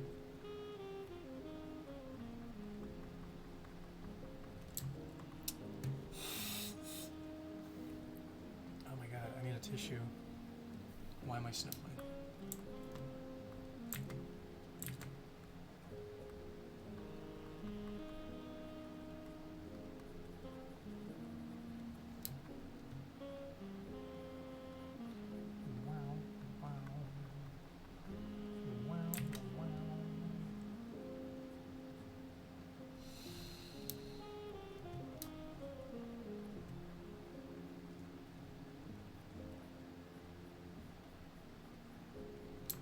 Alright, yeah, I know I just said I don't know what I'm doing, but, like, just wait. There will come a time, that in, like, give it a few minutes here, I'm gonna, like, catch my stride, and then I'm just gonna shut up entirely. Just not gonna talk at all.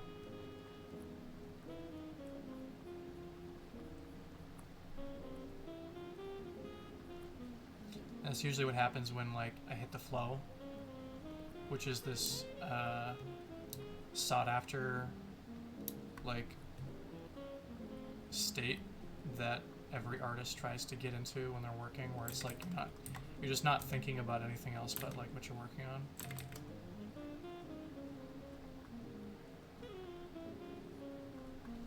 kind of like in the Matrix when like Neo starts kicking ass, and then Trinity's like, "What's happening to him?" And then Morpheus is like, "He's beginning to believe." So that's kind of like, you know, if I had to use a movie to explain that feeling, I think that would be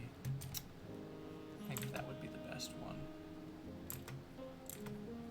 But yeah, I know I'm probably gonna shut up as soon as I like figure out what's going on here.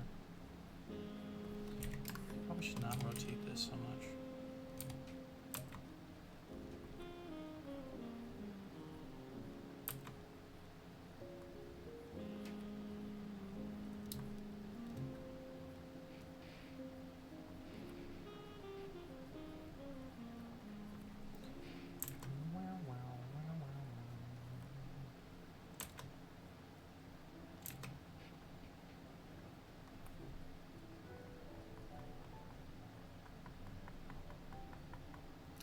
Alright. Yeah, see? Yeah. Things are just kind of clicking together.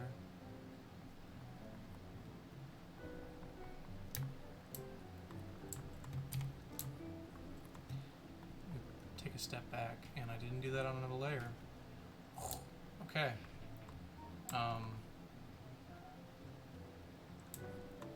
That's risky.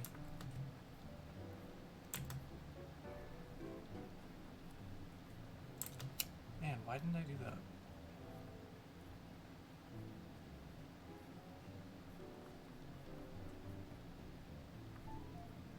That's a question I probably ask myself a lot. Why didn't I do that?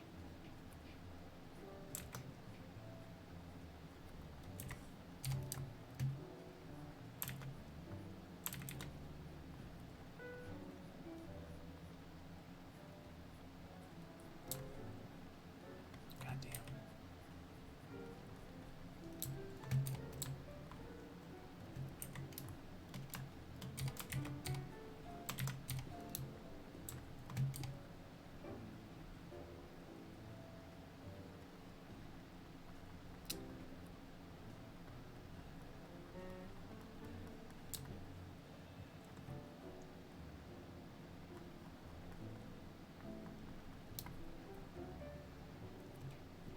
This is what I'm drawing with here.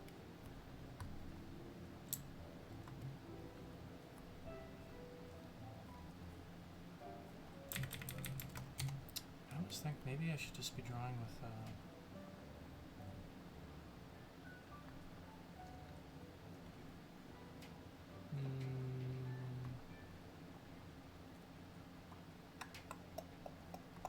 this guy?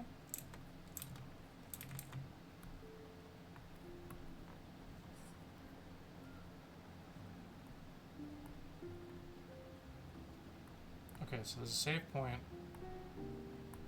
just in case.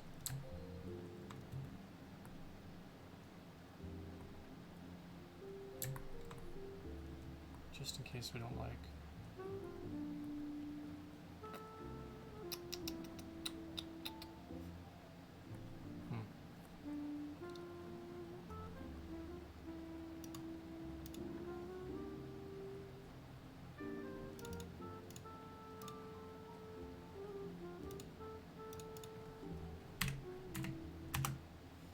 Her?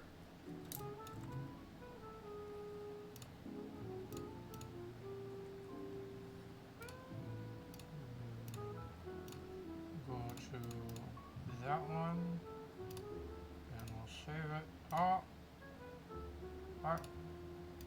We'll save it as lights. Okay.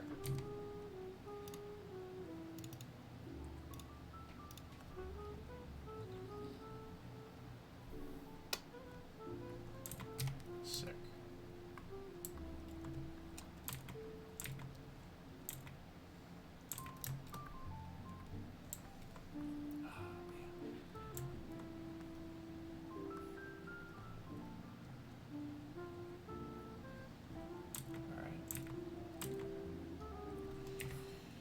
Here goes nothing.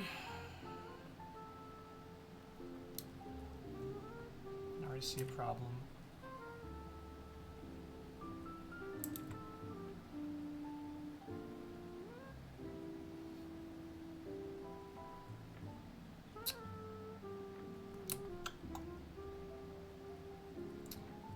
Don't really have a light source, other than one that I just kind of imagined. And I've drawn things that look metallic, you know.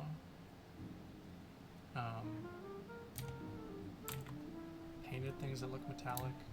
I've looked at a lot of images that are of things that are metallic, and I can surmise, you know, what they're gonna look like. Oh, alright. Hey, have fun. Thanks for stopping by. Pick me up a peace tea while you're there. Yeah. Talk to you later, man.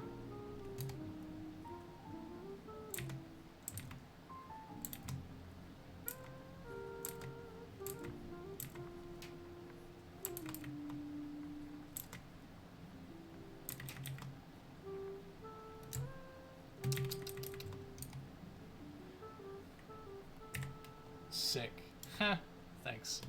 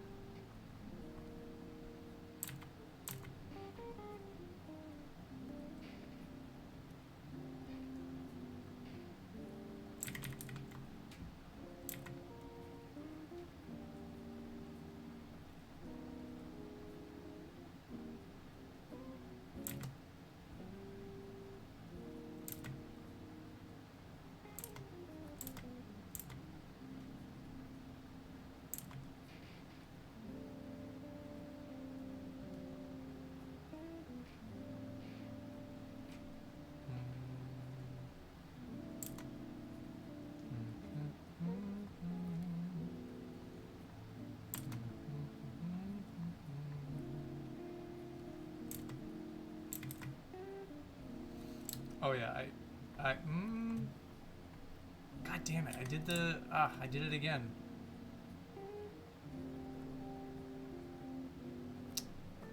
I gotta draw this on a separate layer. I gotta be careful. Like, I'm good, but I'm not that good. You know, because I know I'm gonna mess up. Because I literally just said I have no idea what I'm doing.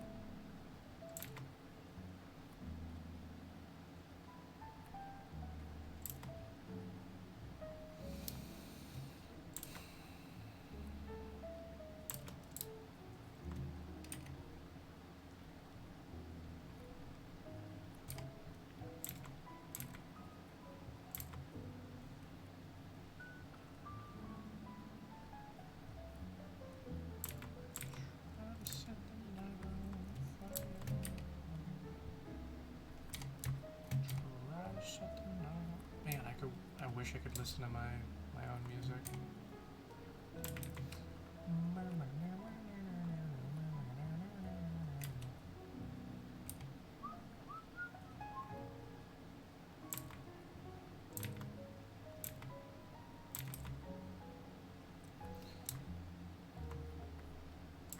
Come on, baby, light my fire. Come on, baby, DMCA.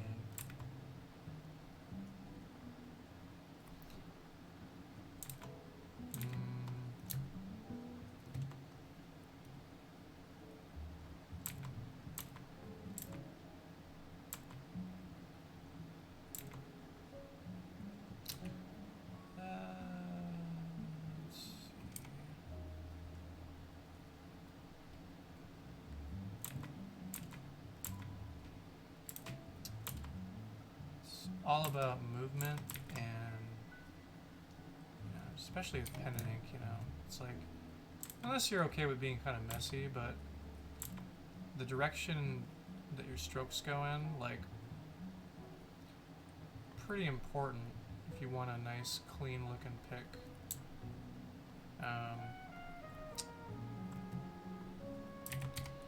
Okay, I'm gonna take a step back.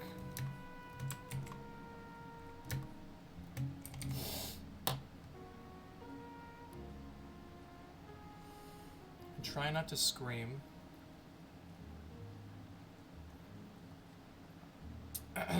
Because I see something that's not perfect.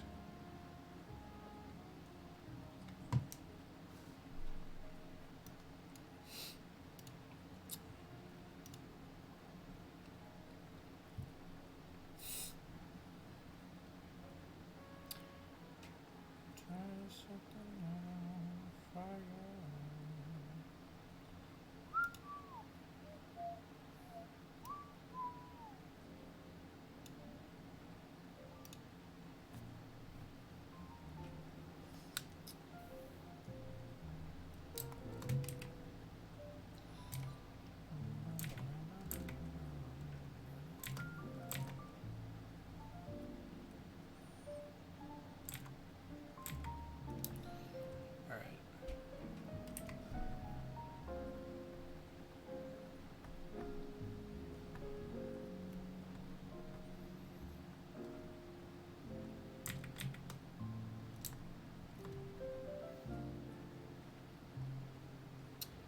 I think these lines would be they'd be like this.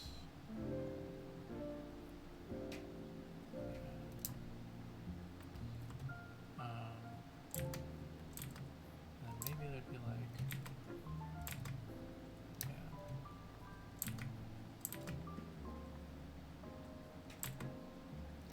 It's like it's metal, right? Excuse me, my runny nose, but it's metal and it's reflective, so you gotta imagine that there's like stuff in the environment reflecting off of the metal here, right?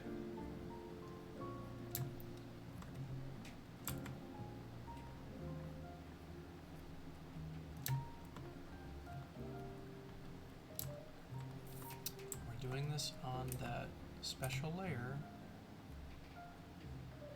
testing stuff out.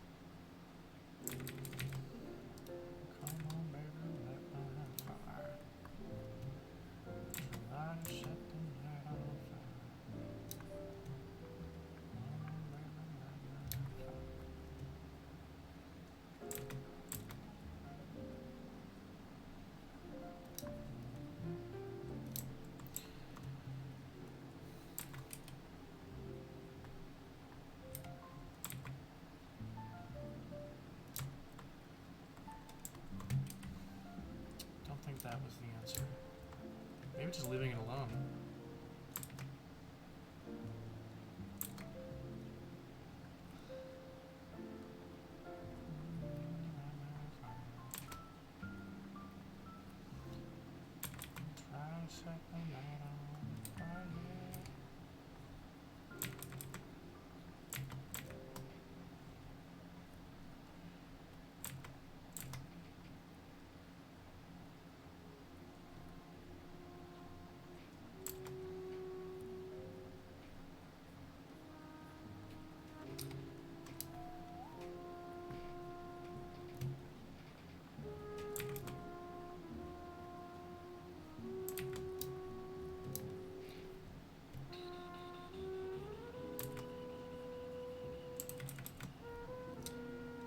Get a pretty cool effect if I did this scale mail the right way. I just like try it out on these ones here.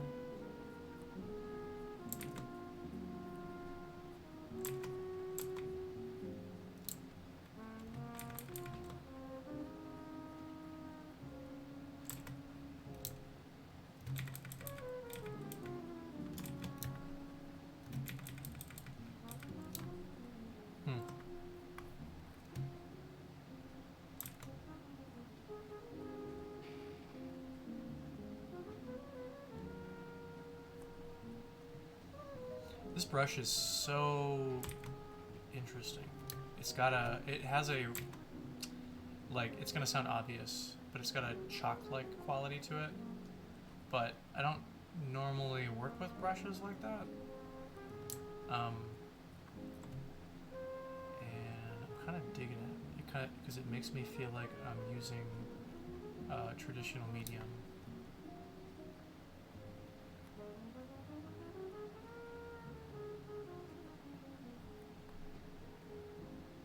I think just like realizing that has made me feel 20% more comfortable with using this now.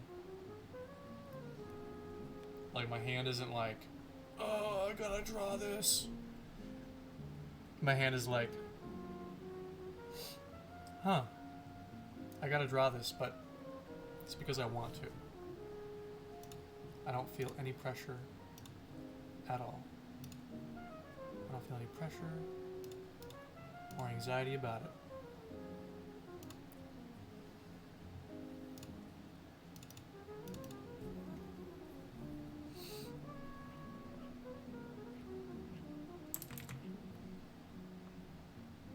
And that's the effect I was like, because if I'm imagining it's like kind of curved like a diamond, you know, and it kind of, the apex is there at the top of each scale, you know, you just do a little bit of a heavier stroke down the center, and then you do these like light ones kind of for the bounce light.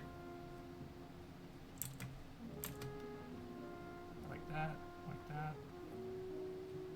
Just like ever so.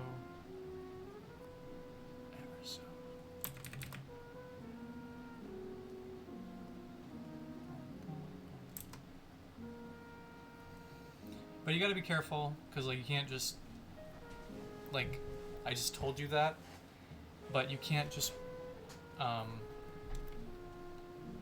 mindlessly draw like that. You can't just be like, dark stroke, light strokes, no stroke. Because you have to keep in mind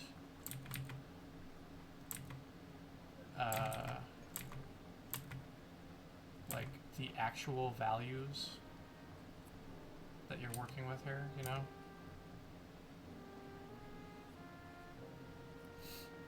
Like you're still drawing metal. Yeah. I think that's something that I'll see beginners do, and which I did. I did it too.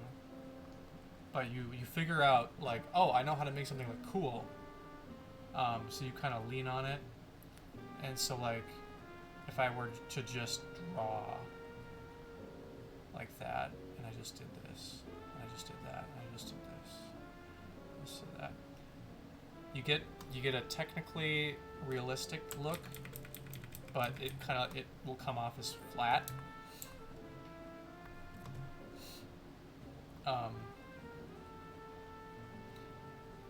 Because it's flat because you're not taking into consideration that this material is wrapped around a three-dimensional object, and there's light bouncing, and there's more light on some parts of it than there are on others.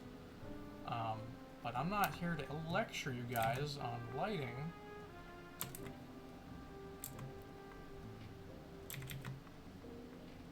Unless you want me to be, but I tell you with the utmost confidence that I am not qualified.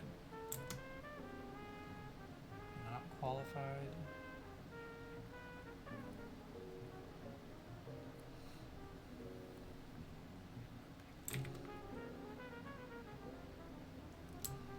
I mean, if you ask me a question, I'll answer it.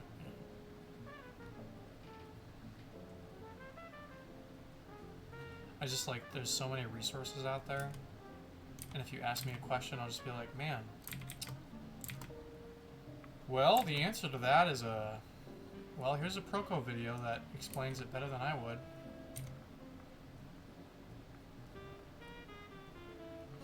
But if I had a YouTube channel, it would probably be about, I have a YouTube channel, what am I saying?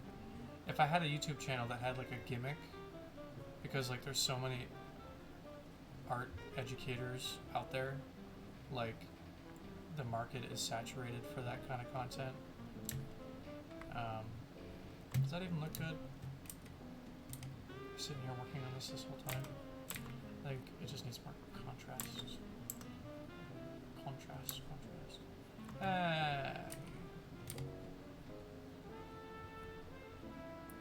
Come back to it.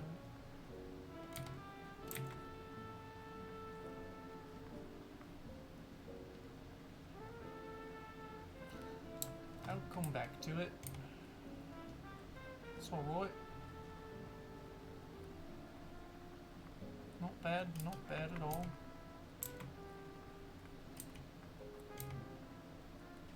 What was I saying? Oh yeah, Proco, yeah, there's like market out there, art educators, people who are like in the industries, doing things that, you know, all of us middle class, lower class people that, you know, want to do those things, but we can't. So we watch tutorials for hours on end. We think that it's going to make us better, but, like, I want to be honest with you, doesn't really do that. It's not really how it works. It's pretty cool. It's a little bit more realistic than I was aiming for, but, you know.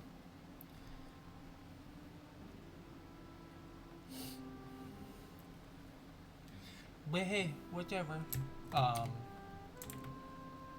I will tell you, I will say that a good tutorial video, though, is really good at, like, lighting a fire in me. Because something about watching somebody paint in real time that, well, not real time, it was like a speed paint, but you know what I mean. Watching a speed paint or whatever, or just any kind of instructional video is inspiring, because it's like, okay, they, you know, whoever you're watching, like, you know, they have to, they fall into the same problems that you do. They've just done this longer, so they know how to navigate, you know, those problems. It's like every painting is like a puzzle. And if you're watching Lowish, it's Lowish. And yeah, and the way she like paints things, like she definitely hits a wall. She's also just always working, so like, you know that you have to hit all the walls. There's a certain number of walls in art, and you have to hit them all, and then you become a master. A master of walls.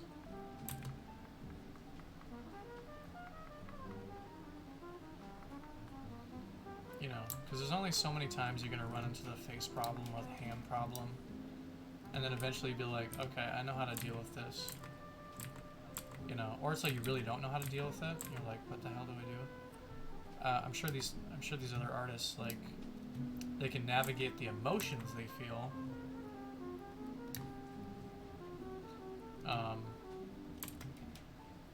And they know how to, like, get themselves back on the, you know, at the drawing table. Like, I struggle with that a lot. Like, you get defeated by your picture, and then you find solace in watching, you know, a TV show or a video game.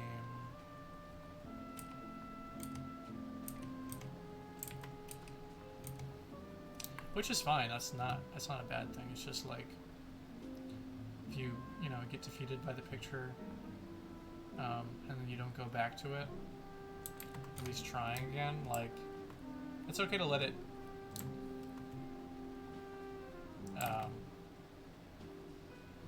percolate your brain. Like, you gotta let your paintings. You know, you gotta let your brain figure it out. Like, you don't have to figure it out. The other part of your brain will figure it out for you. You'll be in bed, and your brain is kind of like compartmentalizing everything that happened to you. And then you go back to the drawing board and you're like, oh, this is easy. I don't know what happened. I mean, that sometimes happens. If that's a phenomenon that makes any sense to anybody. But, you know, like, sometimes it's not your day. But you can always come back. Because, like, I'm pretty sure your brain is like in auto. It's like behind the scenes trying to solve the problem for you.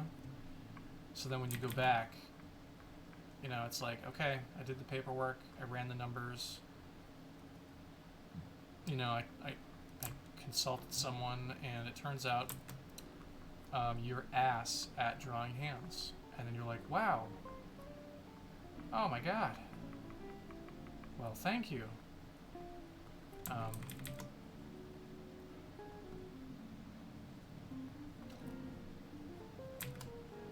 Sometimes it, like, walking away helps, but sometimes walking away, you come back, and then, like, nothing is, you know, nothing's sticking. Then maybe you have to do a study.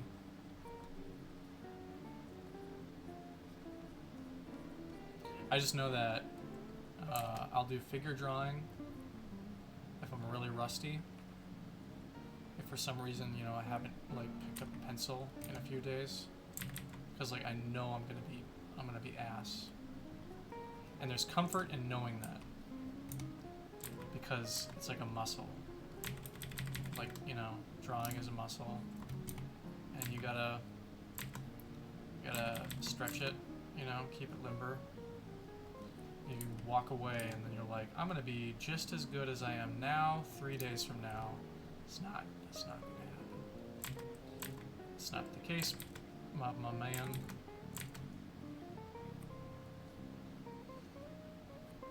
Yeah, you just take comfort in knowing that, like, if you know, not drawing good, it's like, okay, well, alright, so not today. That's fine.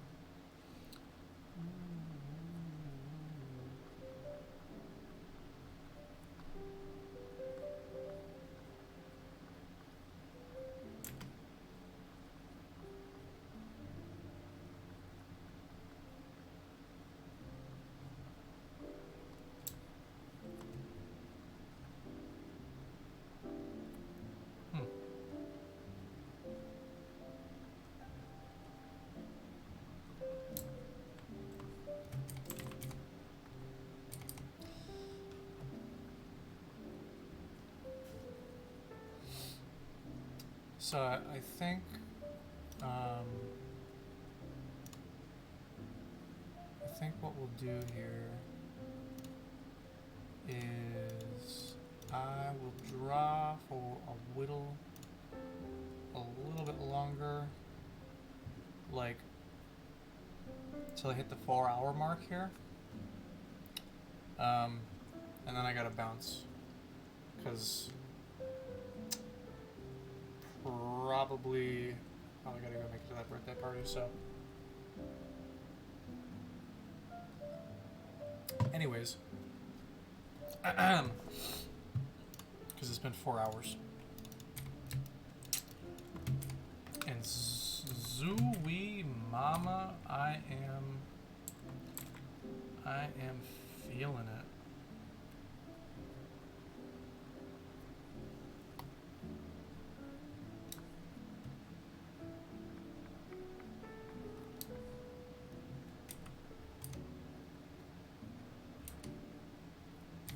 Zooey Mama.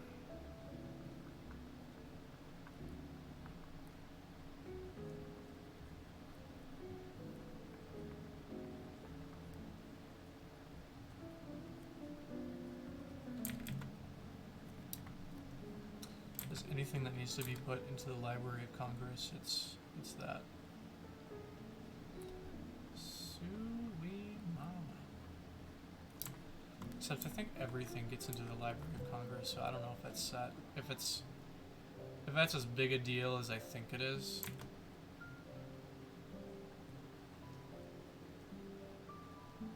I just I don't know, heard a factoid about Pulp Fiction being put into the, what did I do to this chess piece, man?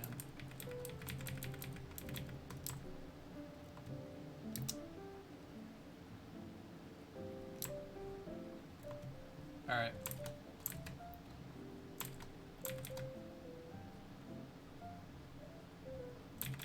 Yeah, I'm still... Oof.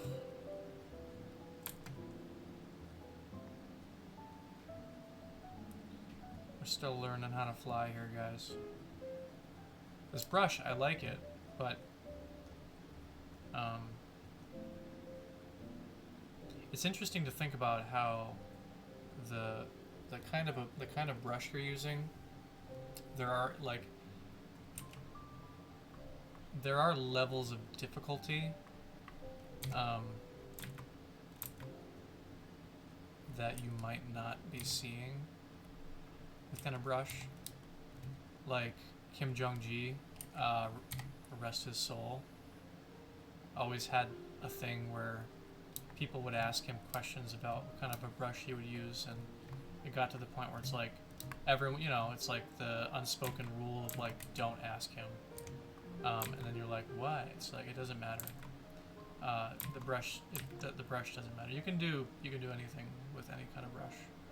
I mean, with an asterisk mark next to that, obviously. But what I was getting at is because like the brush that he uses, it was like it's almost like a paintbrush. Like it was a brush tip on this like ink pen thing. You just fill it up with ink and you just draw, right? And it's like he's really good at drawing. And like, why did he choose to do that over like, I don't know, a really nice ballpoint pen, or I don't know. Like, why did he go with that? There's probably a video out there that I didn't, there's probably a reason. It's probably just style. Probably just like his preference. Probably just likes how it looks. But I feel like as I'm drawing with this brush, I'm only tapping into like one, because I don't know, tapping into one bit of possibility with it.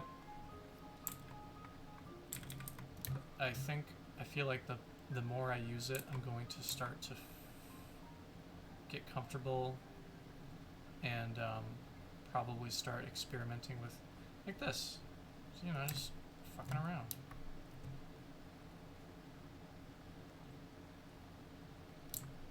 Yeah, like that, pretty much. Like I'm training myself to try and see what happens when I'm drawing at different like levels of pressure, and maybe I'm just like I'm making a bigger deal of this than I need to be. I don't know.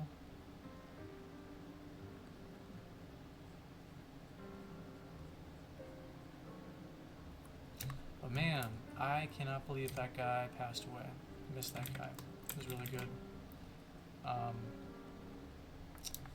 He was like a living legend. He was literally a living legend in my lifetime. I'm glad I was alive to, like, be alive when he was alive. But gone too soon, because I don't think he was even in, I don't think he was, even in his 50s? Even if he was in his 50s, it's still way too soon.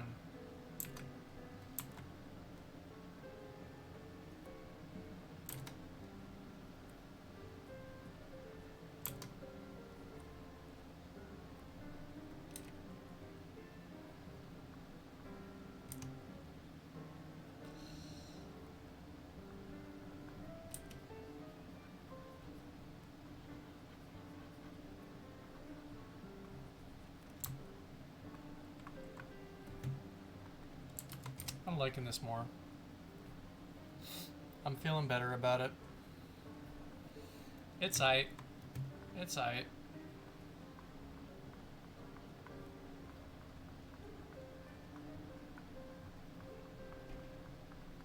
Oh shit.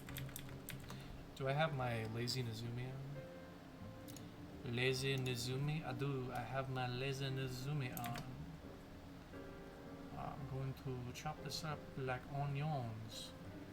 My roommate was making kimchi and he was chopping up onions with one of his friends. And we were talking like this for some of the time, trying to have a fancy French accent.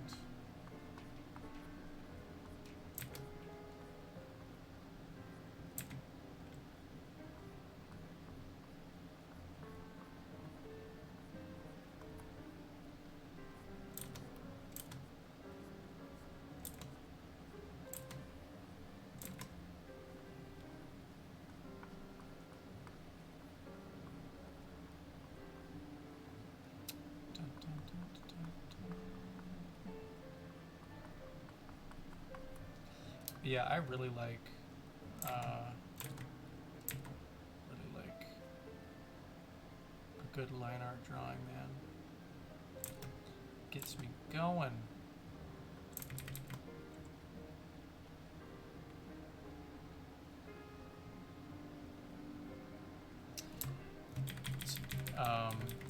Sometimes sometimes I'll just like start a painting despite, you know, all of the work that I and other things I should be working on. Like Dave Raposa made this, like he did a portrait of a Diablo demon, and man, so good. I was like, man, I just gotta draw now, because I looked at that. It was very reminiscent of his old stuff, and I gotta credit him for getting me into digital art, because his stuff was awesome.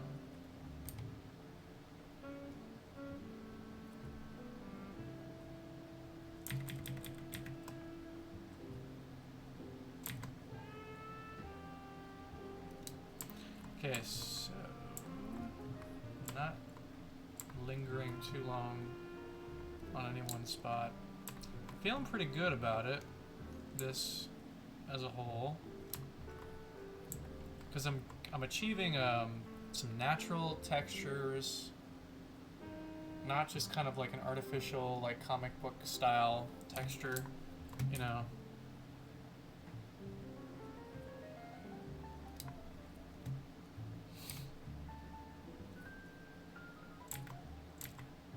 Like some of that good shit, you know? And like back to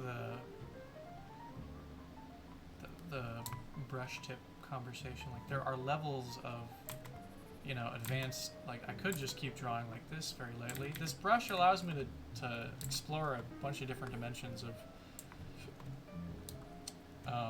of value, and that's, I think, the core of what I'm getting at, is like more values you can achieve with a brush.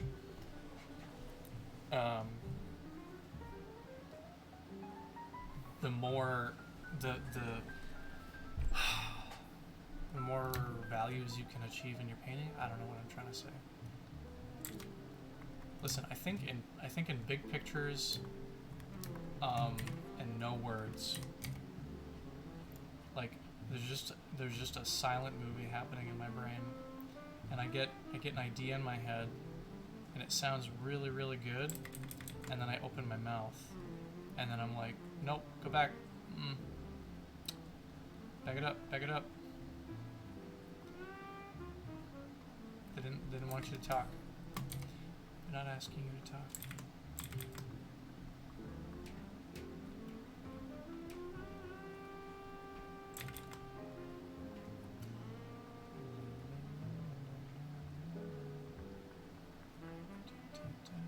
Yeah, I'm like painting with this right now. This is crazy. I know I'm not shutting up about the brush, but I'm like, ah.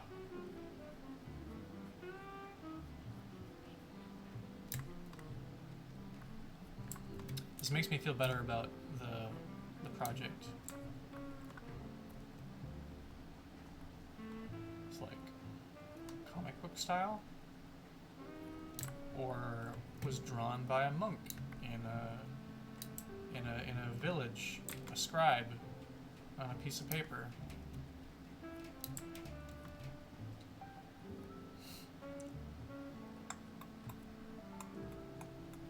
Doing it in the name of the Holy Lord. Man.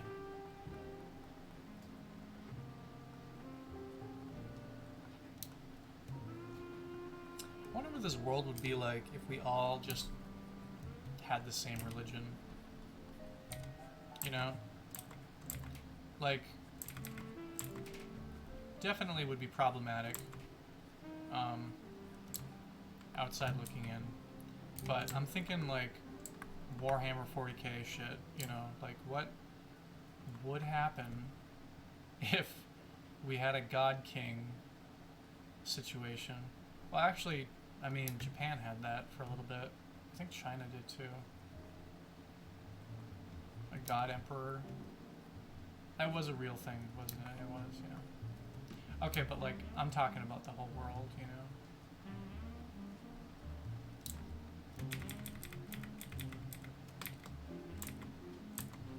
Like, united because we all worship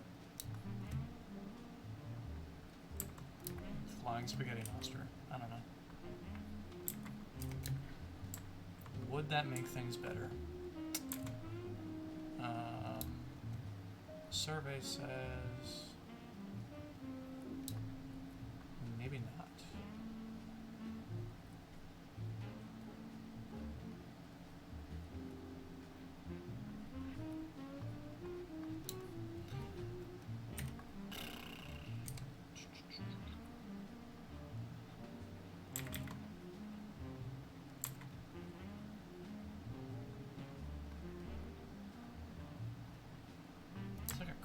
Just like coloring with a crayon. It's like I'm a big old kid. I'm trying to achieve. What am I trying to achieve here? Because it's like this, you know.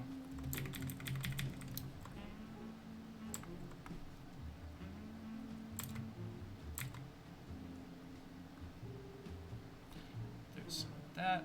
There's some of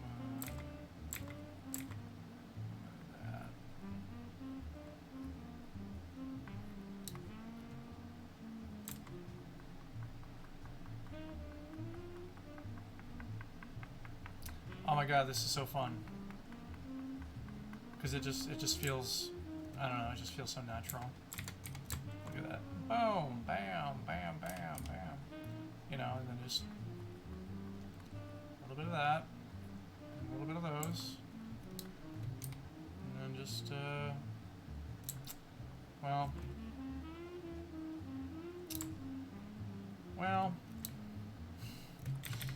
yeah, it's fun, but yeah, I also gotta remember, like, which way was that facing? Oh, yeah.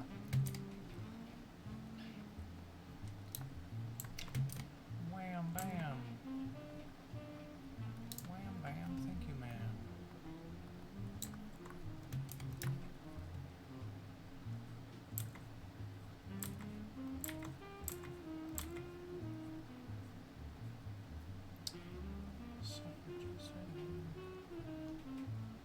It's a David Bowie song, wasn't it? Yeah. Suffragist.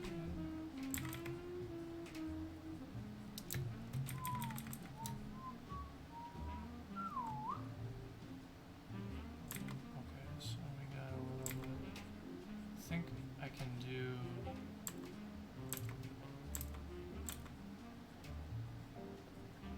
I think I can do a little bit of this here. Oh shit.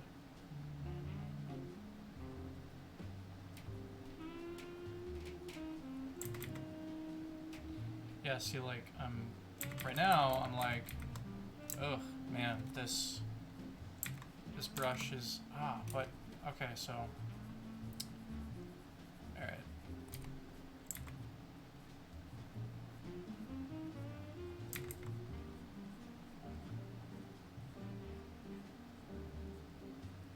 Gotta go with the shape of the thing.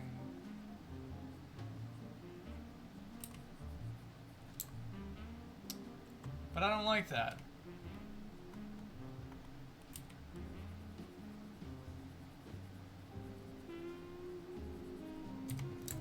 It's really nice that I can make that decision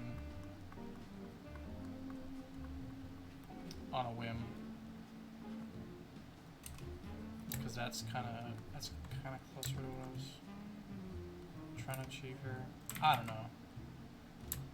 That I might have to.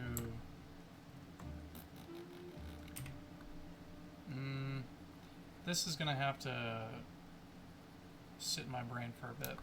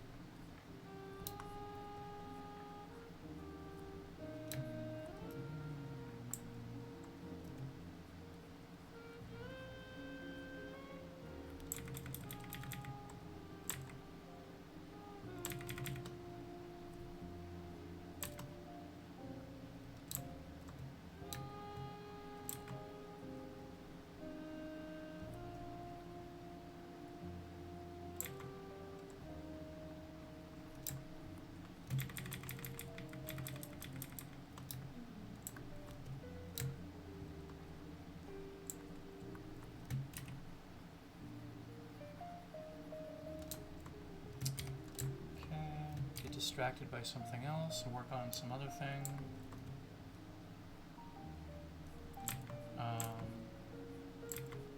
Get hung up on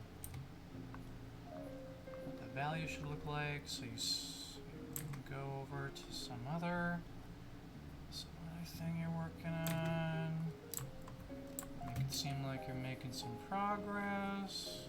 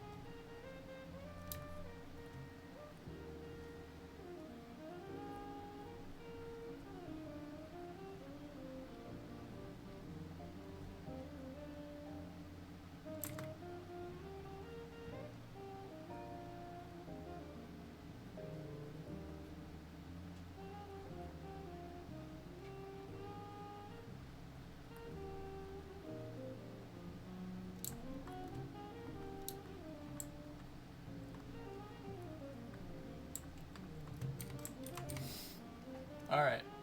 4-hour mark has been hit.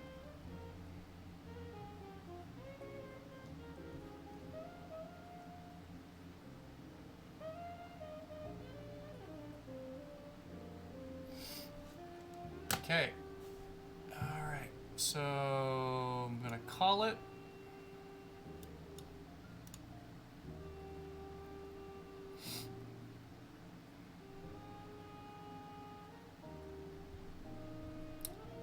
Yeah, pretty happy with that. I'll be back on Wednesday, I hope, I think. And we'll... I don't know if I'll be working on this or what, but we'll see. So anyways, I gotta go. Thanks to everybody that stopped by. Thank you, Foof Grimes, for subscribing. Ali A794, thank you for following. Everyone else, if you're hanging out, you're watching, whatever, thank you for stopping by, listening to me ramble about shit, and just chilling. Appreciate it. Everyone have a great weekend. Good night, good evening, good morning, good afternoon, whatever time it is for you. Yeah, so have a good one, and I'll see you guys later.